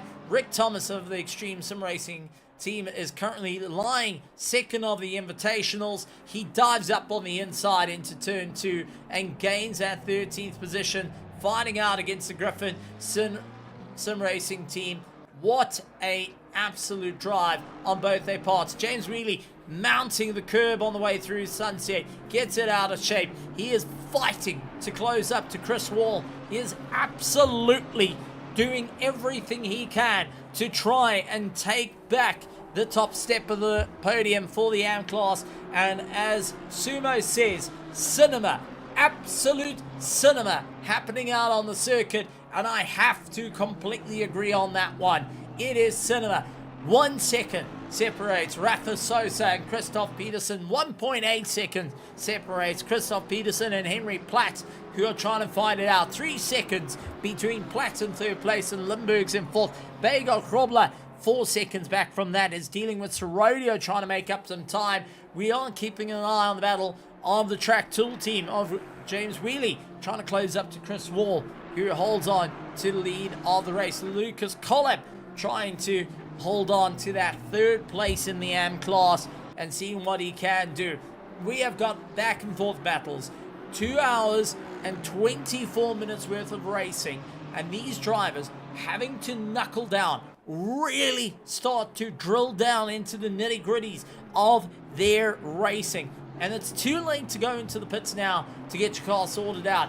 You had to be absolutely committed to your run. Richard Finietta having to fight out as David Roth swings around the outside through Leocorp, looking to try and go for the undercut. Absolutely moving his way through it. David Roth, who was part of the earlier incident, went and towed back to pits.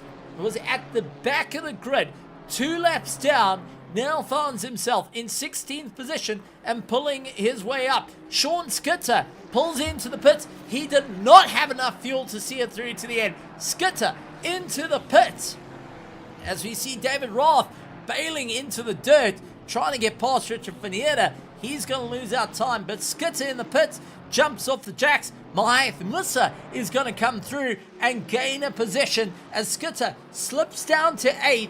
And is it going to be Jared Vacuum to go and move up into that 8th spot? He does. Skitter drops into 9th and just managing to come out of Chris Wall. He's got to be careful not to get off that pit limiter too early and go and lose out time. It is now autopilot mode. It is now just try and see it through. As 2 minutes and 42 seconds remain, Rafa clips the dirt ever so slightly on his way through. Last lap was a 1:41.5. Christoph Peterson 1.4 seconds back, just waiting for a move to be done, waiting for that little bit of a problem to come in and try and snatch back the lead. David Roth hunting down Richard Finietta, looking to try and get back into the top 15 after a nightmare of a race. He's looking to claim a few points. Richard Finietta, though, not going to be an easy one to hunt on by. Richard is one of these drivers that will fight you no matter what. If it's a fight you want, it's a fight you're going to get. And in the words of Sheamus from WWE, well, former WWE wrestler, it's banger after banger after banger. And that's what we're going to see here between the Honda and the Ferrari as Richard walks David Roth to the fringes of the circuit, saying, listen, buddy, you're not getting around me. Right behind them, though, as Roth gets it out of shape once again. Cheetah catches him out, and he loses that little bit of time. Sean Skitter onto the back of Jared Raccoon, trying to see if he can move up forward. The two South Africans fighting for the last little bit of the race. 8th and 9th position, 0.4 of a second, separating 15th and 16th, 0.5 of a second. We still got ongoing brawls. Ernest Limburgs is now trying to catch up to Henry Platt to try and take that third place away. He's 0.7 of a second, and right in front of him, there's the BMW of Henry Platt, who was backing off, who has got a bit of a problem at the moment. Now has got a real big problem hunting down for that last spot on the podium. Ernest Limburgs looking to try and capture that third place through the first S, through the second S, giving it everything he can to move forward. Lucas Collab trying to close up to his teammates, James Wheely, to try and get up into second place. This is just manic. In the last 29 seconds, we have got fights for podiums all over between Limburgs and Platt as they chase each other down. The line shaft once again brawling it out. Lucas Collab going and keeping the pressure on James Wheely. The two track tool teams going and finding out for the last starts on the podium as Limburg spins out. Limburg spins out into Crocodile. He loses out to Platt. And now getting absolutely swamped by the field, Bego Robler, who is on the back of Sean Skitter. Rafa Souza takes the win, 0.8 of a second ahead of Christoph Peterson. Henry Platt takes third. Bego Robler usurps Limburg's into Ingwe and will take fourth. Limburg's trying to turn himself around. Will cross the line in fifth place. Sixth goes to Andre Sorodio. Mahath Musa in seventh. Jerry Coombe takes the invitational win and will be happy with an eighth place. As Chris Wall makes his way around Cheetah, he has fought it out, will gain the victory here in the AM class. And what a drive for him on a phenomenal run. Lucas Collab will beat out his teammate and take second place in the AM class ahead of Wheelie.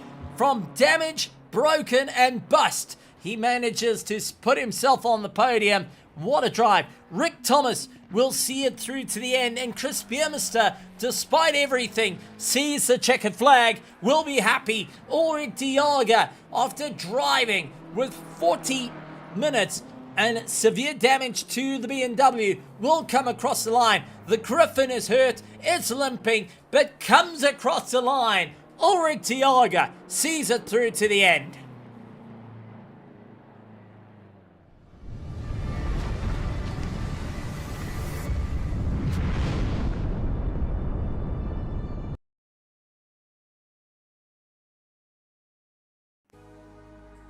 What a run from every single one of our competitors. And ladies and gentlemen, boys and girls, stand with me in a round of applause as an absolute well done to the first ever ERA Master. The ERA Master for 2026. Well, folks, ladies and gentlemen, boys and girls, give it up to the Brazilian, to the one, the only, the driver in the Godzilla. Give it up for Rafa Souza, going and calling himself the very first ERA Master. Not only taking the win in the Pro, but taking the overall championship across the season for 2026. And what an incredible run for him to get it right, and an absolute stellar time. And as we cut to some of the highlights of tonight's racing on a stellar run for the ERA Masters, it has been such an incredible race to see everyone fight it out. And I know it's been an absolute monstrous run every which way possible. Now, I've got to say, this was a race and a half for every single driver, and ultimately came down to the wire. Now, we're going to have a chat to a couple of our drivers, and starting off with first in the AM class, managing to move his way up through the order in the Aston Martin Logistical Nightmares very own Chris Wall. Chris, welcome to the commentary box. And what a race. 2 hours and 24 minutes to fight it out. Lap one, you were in a parking lot at the back of the grid. And then you managed to capture the win, getting ahead of Ulrich Diaga, getting ahead of Lucas Collab, James Wheelie. I mean, take us through this brutal race that you had to fight your way through. Yeah, well, firstly, I tip my hat to Lucas Cole, to Ulrich, who had insane pace tonight. You know, they both had some battles with damage. I know Lucas had some damage early on. David had a very unfortunate race. He would have won the race with his pace had he have not had his troubles.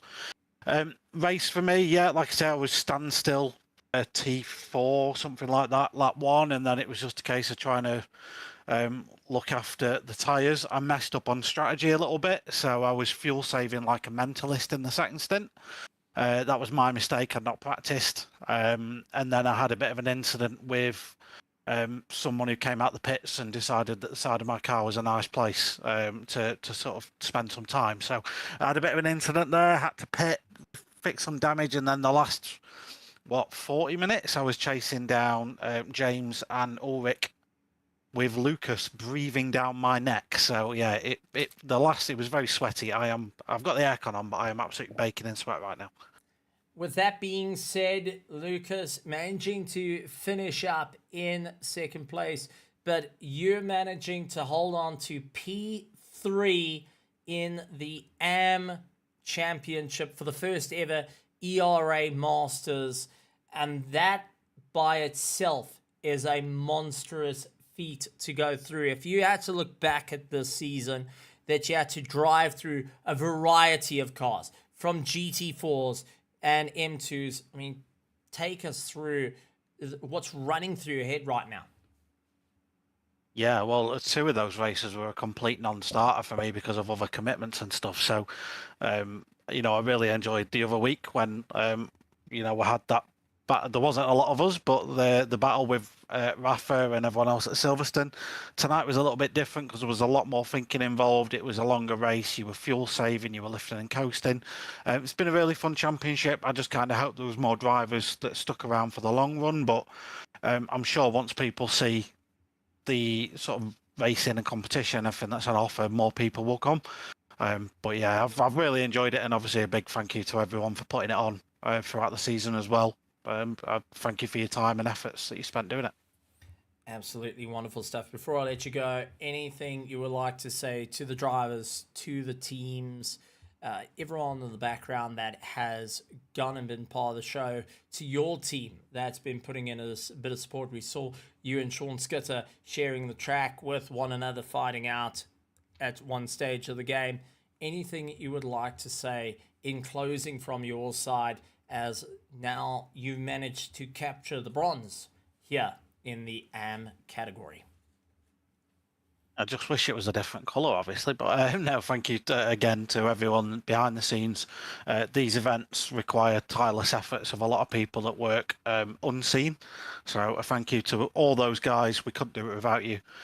Admin, staff, stewards, everyone that looks after the servers, everyone that donates as well as part of the season, because that all goes a long way of helping, and everyone that subscribed to the ERA YouTube channel to hear you talk, Stephen, because each one of those, we've hit 400 now. So if we can push that by Christmas to 500, I think we'd all be very happy. That will be an absolute Christmas present, I'll note. And well done, Chris Wall, on a phenomenal effort. Chris Wall of Logistical Nightmare going and having a stellar run out on the circuit. Now, I'm going to bring up 2 people up to come and have a chat to us. One, Lucas Kolb, who managed to drive through some serious pain during the course of the race, and also teammate that was going and shouting in his ear, Christian Fengler, as well. Welcome to the both of you, the Track Tool team, putting on an absolute performance tonight. Lucas, I'm going to start with you, because at the start of the race, you went and landed up having the BMW having a facial change of note.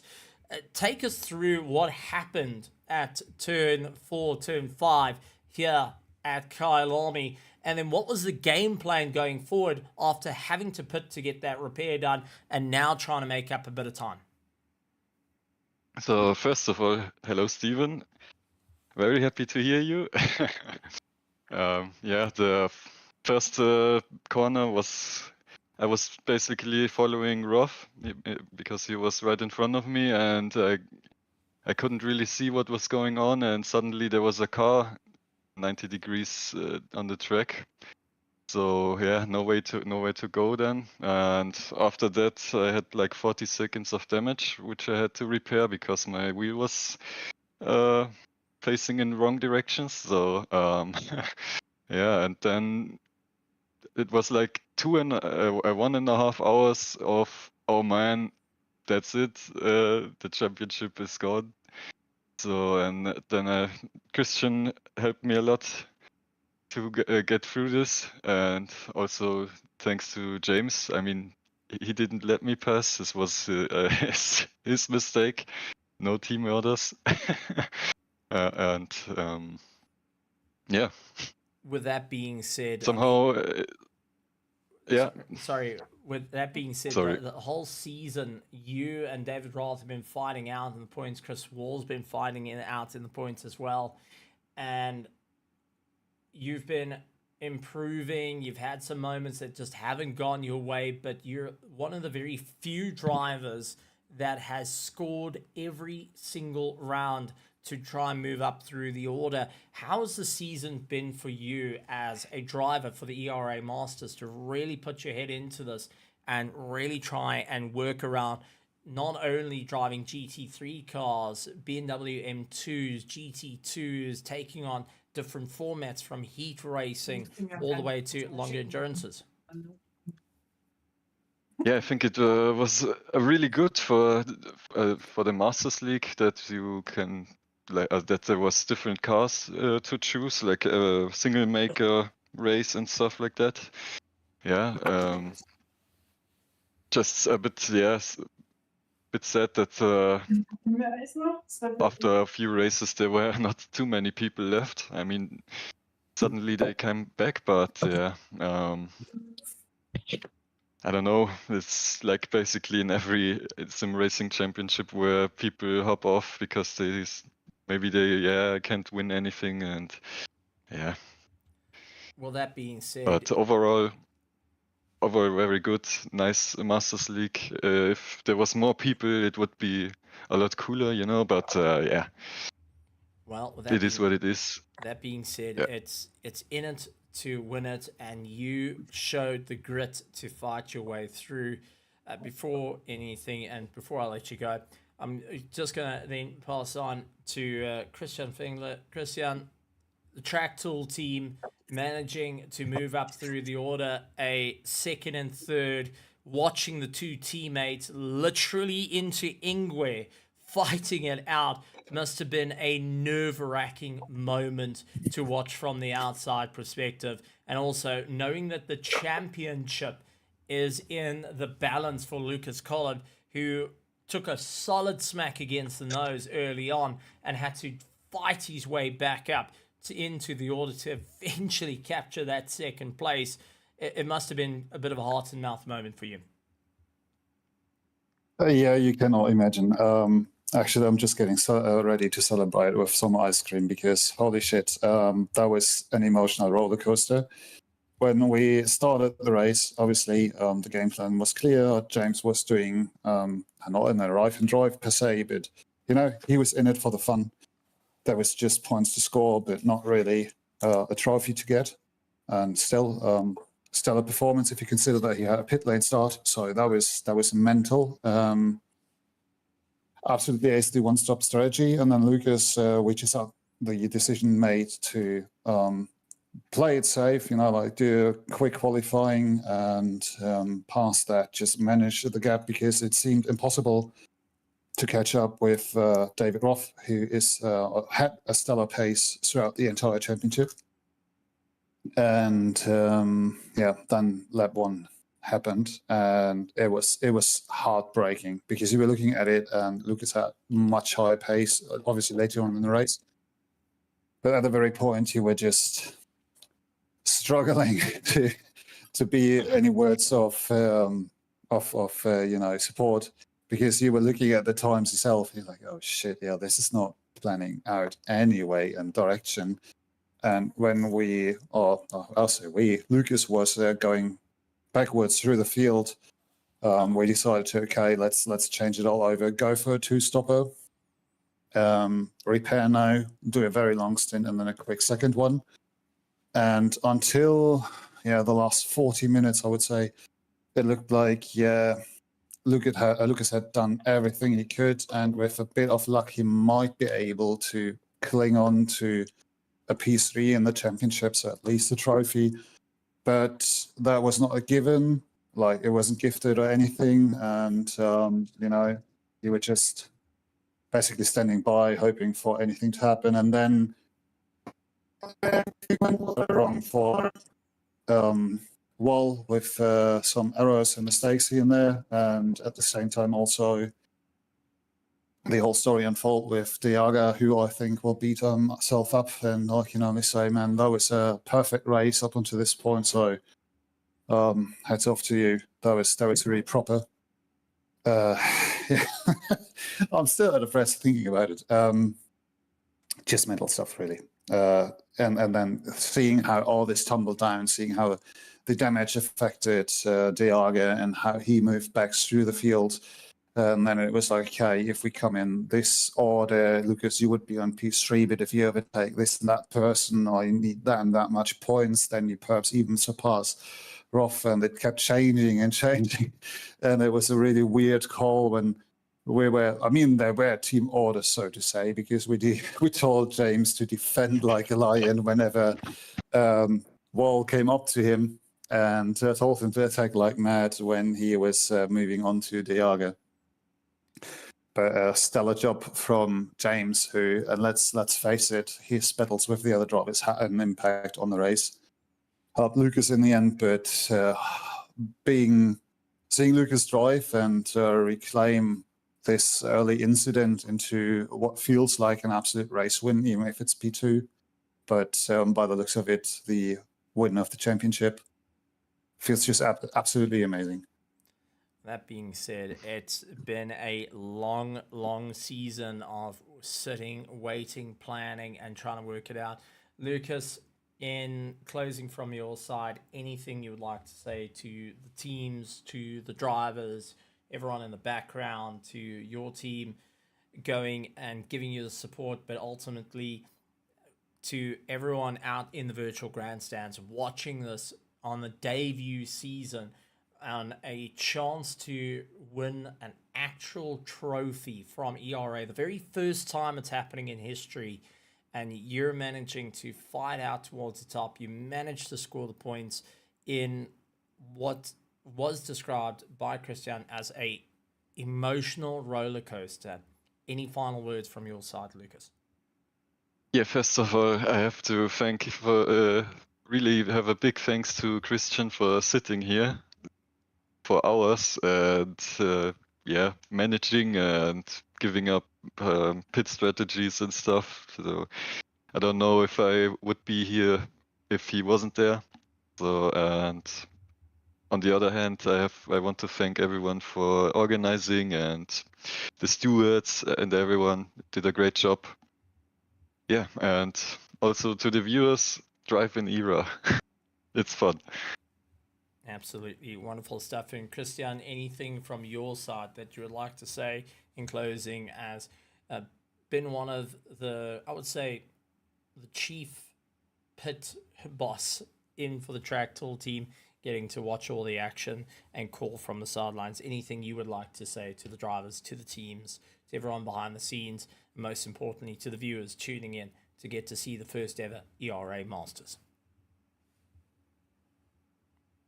Only thanks, really. Doing the back-end work for my team is one thing, but organizing the whole thing, having the ideas and putting it all together is really a big kudos to Chris, who had the idea, who sat down with me multiple times to reorganize, reschedule, play ping pong with tasks to do in regards to entry lists and whatnot. And I know that this in the end might have not been the most filled championship that we would like to have in the end, but it is what it is. I think it was a good starting point, and it showed that there is certainly a hunger for a different kind of racing that we might feature again in the future. Absolutely well said, and congratulations, Lucas Collab, on a stellar drive, a great recovery, and a brilliant season. Christian, to the entire track tool team that managed to get a second and third here tonight on a roller coaster ride of note. Well done to the both of you. Thank you. Lucas Collab and Christian Fingler having a chat.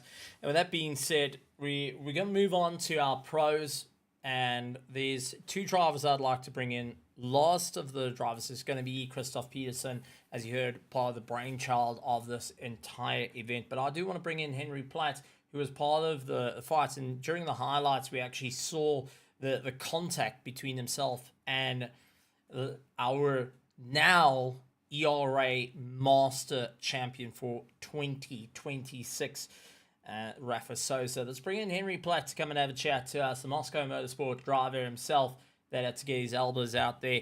Henry, welcome to the commentary box. What a race down to the wire. If you weren't fighting out against Bego Hrobler, Sean Skitter, Christoph Peterson, Rafa Souza, I think you had an argument with majority of the field here at Kyalami, and then ultimately became the only South African to go and get on the podium in both, to fight it out for the classes in the podium positions. I mean, how was it out there? Yeah, dude, it was an awesome format. So thanks for the organizers. It was pretty cool. I think I had the strat down to the T. I was saving at the start to just get myself to that one stopper. And then I was quite lucky because after the first stop, I found Bego in front of me and I could save a few laps more. Luckily, I was on Discord with Bego, so I knew what he was doing as well. So I had a little bit of an advantage there. But yeah, it was awesome. But bad luck at the end. I'm not sure if I could have kept Souza behind me anyway. He was quite fast. I think maybe I could have stayed in front of Chris, but yeah, it was so cool. I mean, getting to fight probably some of the fastest guys out there is so cool. Absolutely well said. And that being, the fuel saving was absolutely on point. You went out that little bit longer. What was the game plan in the long run? Were you planning on a single stop, just making it work the whole way through, or was there a thought of possibly doing a 2-stop during this race?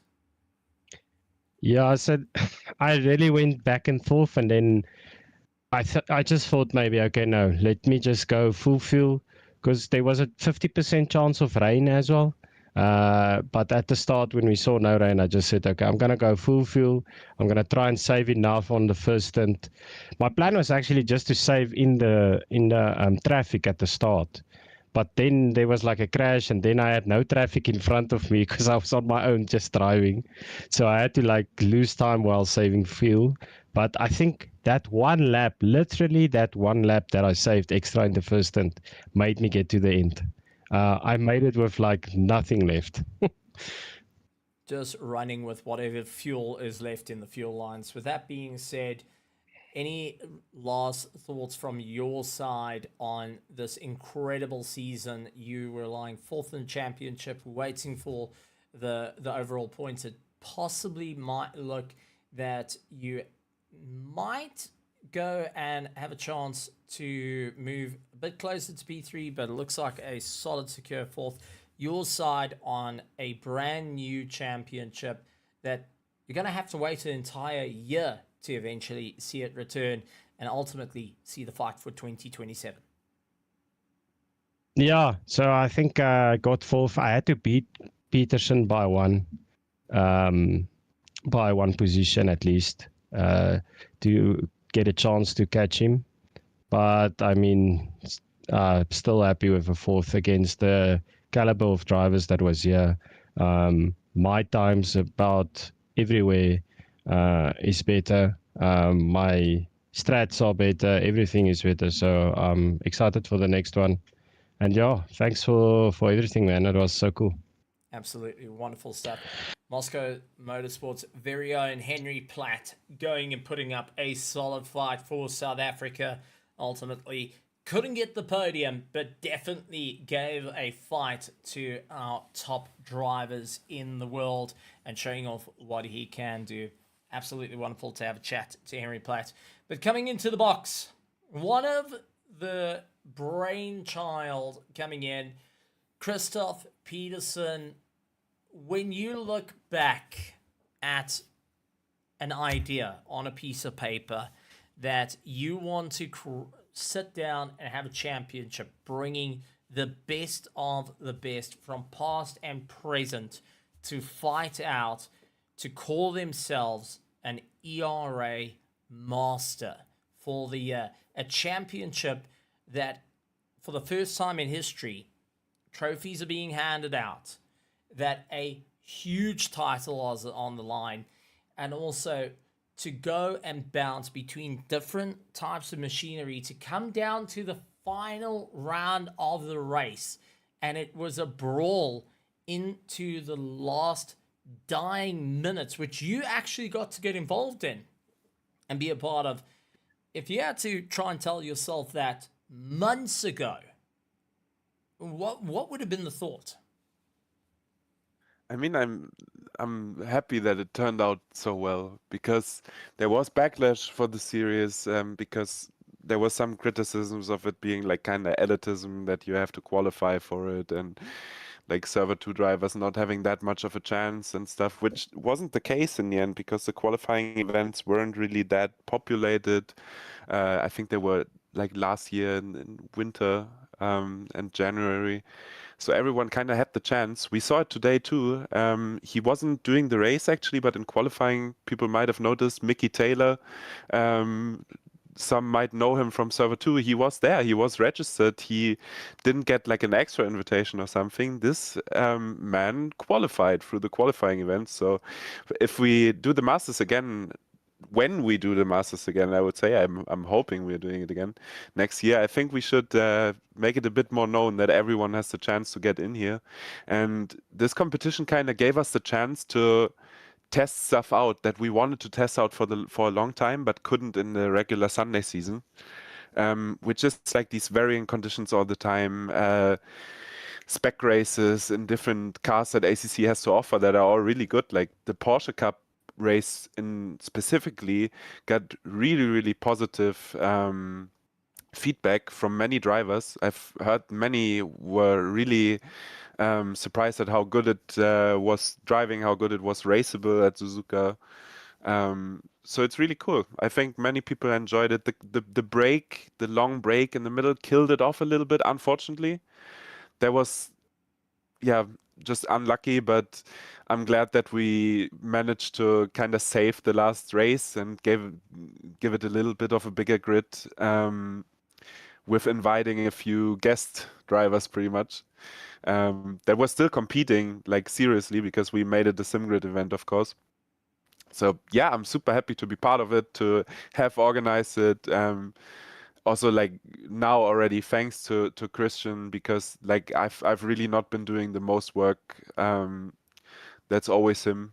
So like great organization, I think, in the end, and great how it turned out, and amazing finale. Now, we've got to go and add into it a mental race for you where you landed up getting a desync on your own teammate that managed to give you the biggest clout. And I think if it was going to be any sound effect, it must have been a Wilhelm scream when all of a sudden you had a Honda for a split second take the front off. You were lying in third and then dropped to seventh with damage. Did you think the race was over for you at that point? Were you still trying to figure out what happened? And then getting towards the end of the race, watching Rafa and Henry Platt going and colliding with one another, suddenly you reinserted yourself into the fight for the lead of the race in the last 5 minutes of this 2 hours and 24-minute race. Yeah, I mean, the thing is, it was a really silly bug, but I wasn't that mad, because I was lucky I chose a strategy that gave me that leeway to just carry on, and also got lucky that it was only 11 seconds of front damage. It slowed me down a lot on the straights and stuff.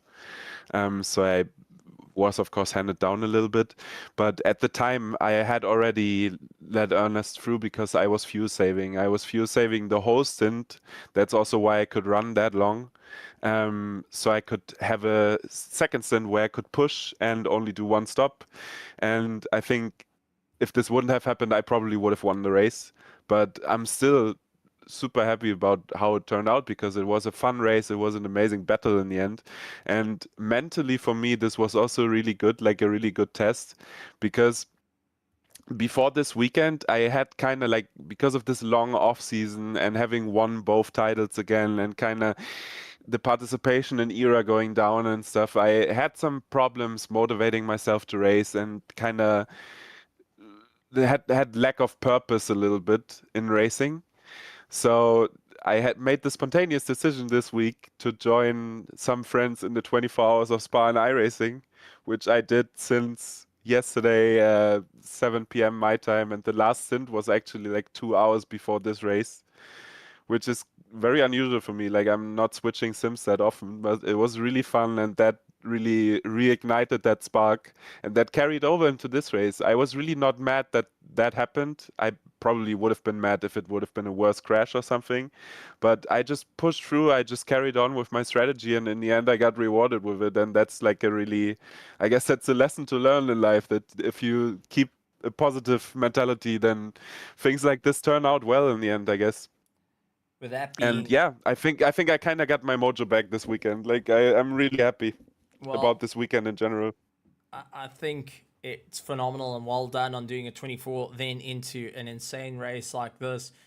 And now to say a long-term rival of yours, a driver that you grabbed by the collar and dragged back into the ERA scene, kicking and screaming his way back in, and lost out the championship in season 17 to go and call himself champion. But now, a long-term rival of yours, Rafa Sosa, in the Nissan GTR for Team Onyx Spirit, managing to call himself the ERA Master overall champion for 2026. It must be quite a exciting moment for you, getting to see a friend, a rival, going and earning such a prestigious title, you fighting out for the top 3 as well, but also a little bit of, well, you got the title this year, but next year might be a different story. Yeah, I'm really happy for him. I think this is he has always been like, I don't know what happened before I joined ERA. I don't have the data to see how much he won and how much others won the seasons before. But since I joined ERA, it always seemed like Rafa had kind of the curse to always win a lot of races, always be fastest in a lot of races, be very, very fast all the time, be near alien pace pretty much, but always kind of finish second in the standings in the end.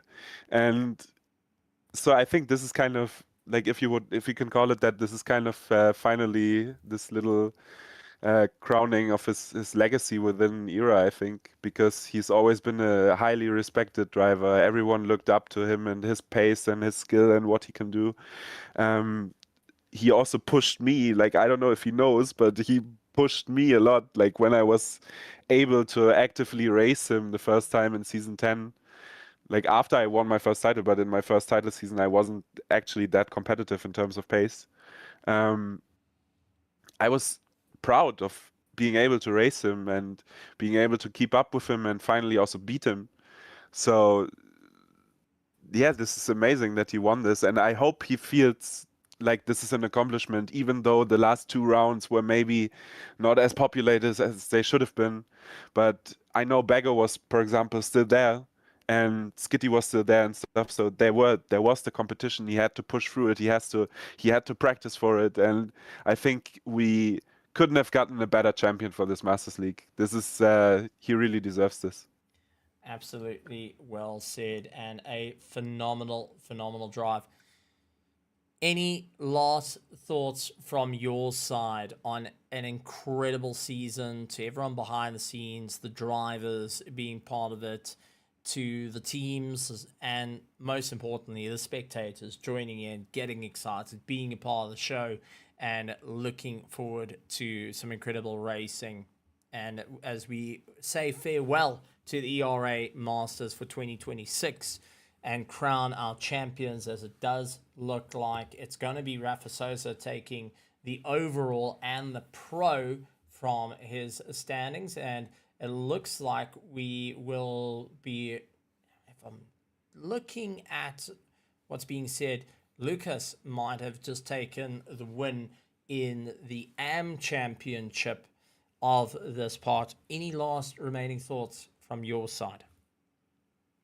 Yeah, I mean, congratulations to the champions and podium contenders.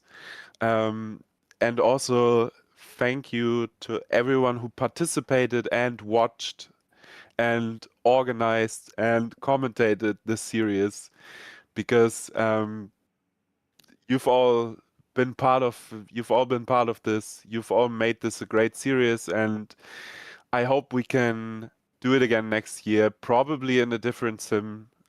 With how ACC goes at the moment, ACC is populated in some leagues still. In ERA, I hope we are also getting a good grid for the next 2 seasons, and probably like at the end of the year, the last season of ACC, because I think the game has that in it still to have some exciting seasons. Yeah, thanks everyone for being there, for making this a great series, and I hope the interest of Server 2 also goes up if we maybe manage to advertise it a little bit better.